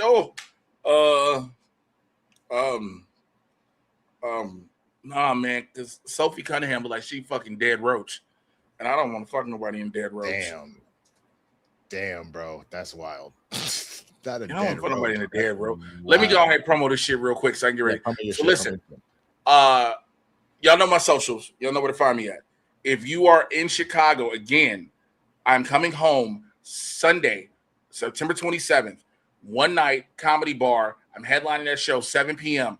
Comedy bar in Chicago, 7 p.m. My tickets are available on my punchup.live/JAYWashington. Do that. Friday, October 2nd, I'm doing one night, 2 shows, Planet of the Tapes in Louisville, Kentucky. Planet of the Tapes, Louisville, Kentucky. One night, 2 shows, Planet of the Tapes, punchup.live/JWashington. November 20th, I will be in Bozeman, Montana. One night, 2 shows, Last Best Comedy. Get your tickets there. Did I save it here or was it it's not in my fucking phone? That's on me. I mean, it's in my phone, not in my computer. Saturday, my brain is so many different places. I'm sorry. Saturday, August 29th, I am back in the pro wrestling ring, 3PWA in Corona, California. I'll be in Corona, California, back in the pro wrestling ring for the first time in like 2 years. So if you want to come out, I posted it on my Instagram. Please check that out, Instagram.com/MrJayWashington, all that shit. I'm sorry. I just got, my brain is scrambled. All right. I'll plug my shit after. Let's do the Keep 3 Cut 4 right now. So then when we're done with this, you can leave.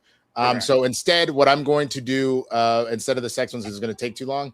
In the spirit of the $4 billion in box office this summer that has already happened, we're going to do Keep 3 Cut 4 $1 billion plus movies.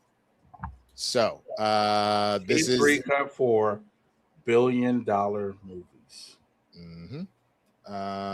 All right. Are you ready? I am. Okay. Up first, The Dark Knight. You are a whore. Oh my God. The Dark. Yes. Keep TDK. Keep The Dark Knight. You're keeping The Dark Knight. Okay. Copy. All right. Up next, Rogue One, A Star Wars Story. Cut it. Damn, nigga. I'm not a Star Wars dude, so I can cut Star Wars. That's fair. Okay. Let's go with something more recent. The Odyssey. Would someone get rid of these beggars? bro, have you seen that somebody did a TikTok of that where then he was like, hey man, Quentin Tarantino, what are you doing here? Oh man, Robert would be perfect for my next movie. I need him to come in here and do a line for me just real quick. And he's like, okay, sure. So here you go. Here's the line. It says, bro, I can't say this. No, you can say it. Come on, you can say this shit. It's like, I can't say this shit. Okay, well, somebody get rid of all these, and then it just cuts, and it just goes back to the start of the fucking sketch. So what are you doing? You keeping it? You cutting the Odyssey? Cutting the Odyssey. Cutting the Odyssey. Damn. Okay. Up next, Captain America: Civil War. Ooh.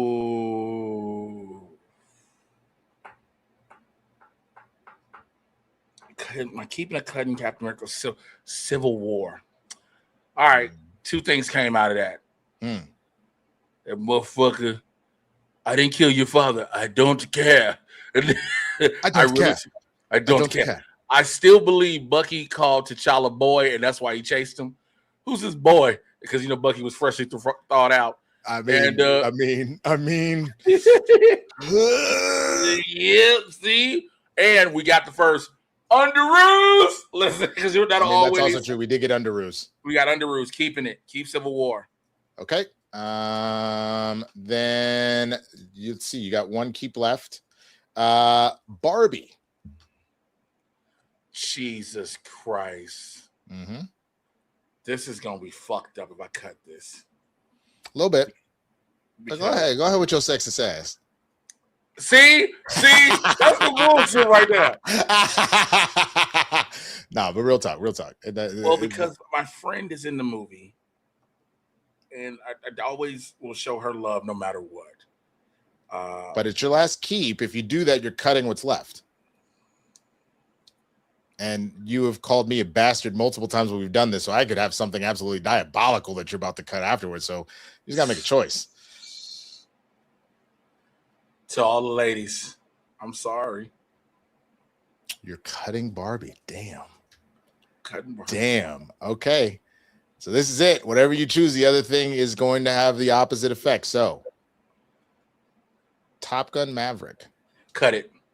You're cutting Top Gun Maverick. Okay. Yep.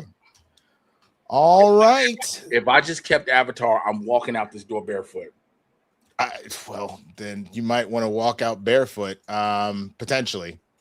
We'll see. So you have kept The Dark Knight, Captain America Civil War. Oh, why don't you do the cuts first? Sorry. You have cut Rogue One, A Star Wars Story. You have cut The Odyssey. You have cut Barbie. And you have cut Top Gun Maverick.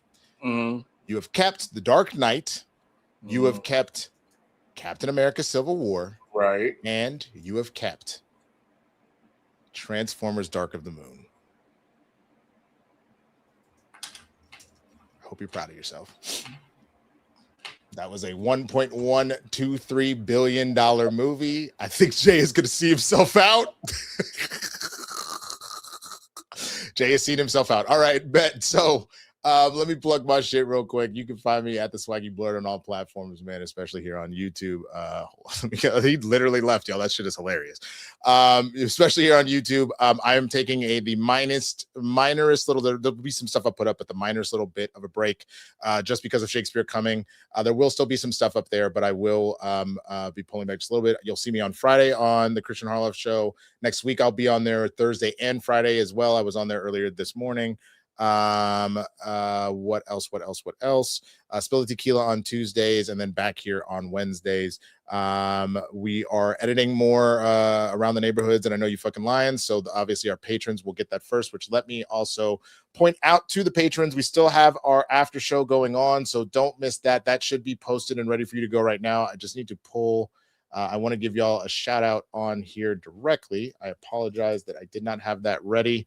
I was too busy trying to do too much at once. So shout out to Amaru Moses, Black Magic Chick, Paige, Lyle, Mike Joyce, Original Shinobi, Azare, and Andy F for being patrons. Thank you so much. When we're in that, I'm going to go ahead and send a message to y'all as well. Like I mentioned, our first 15 patrons, that includes the ones that are here, will get a free copy of Change My Mind. I Wish You Would. This is a game that I wrote on. If you go in the description down below, there is a link to the game where you can get it and support. And there is a promo code. There's a Blerd specific promo code, which will get you, I believe it's 20% off. So go in the description if you're interested in buying the game, you want to support and do that. I would greatly appreciate that. And that is pretty much everything for right now. So again, to the patrons, we will see you in the after show in just a moment here. To everybody else, I got nothing but love for you. So on behalf of myself, Matt Thomas, Dwayne Burke, and Jay Washington, who thinks that Transformers Dark Side of the Moon is more important than Barbie. Jesus Christ, what an asshole. That is the show. We'll see you on the next one, man. Peace. Bye, bitch. Bye, bitch.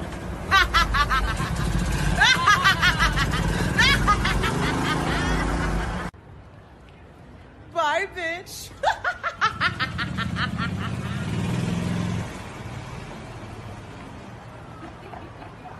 Bye, bitch.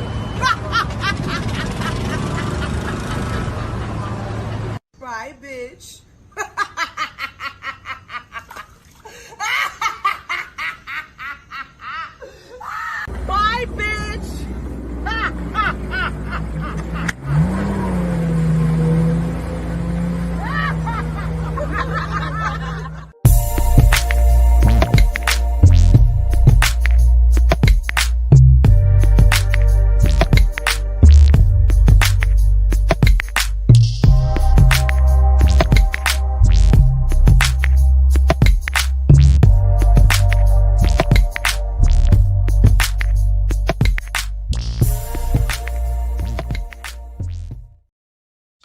Okay, so I guess for the post credit, we'll do this real quick. Matt pulled this aside. Someone asked, question for the neighborhood: which X-Men villains best describe Winston, Jay, Matt, and Dwayne? I would say Dwayne, Mr. Sinister, got that charisma, always got like a plan and shit. I think that would be that for Dwayne. I think for Matt, Matt, I feel like is Cortez, especially the Cortez from the original animated series, where like he seems like he's glazing Magneto at first, and then he's actually got his own nefarious plans kind of going on. I would say myself, probably. That's a good question. I'll give myself Master Mold. That's fine. I think I'm smarter than I actually am and have this nefarious plan. And then for Jay, since he clearly hates women after cutting Barbie, just like Trask. You can say he's Trask. You can say he's great in Creed. Whatever it is, he is the ultimate hater. Not me. I love women. Jay is an asshole. No, sir. Not me.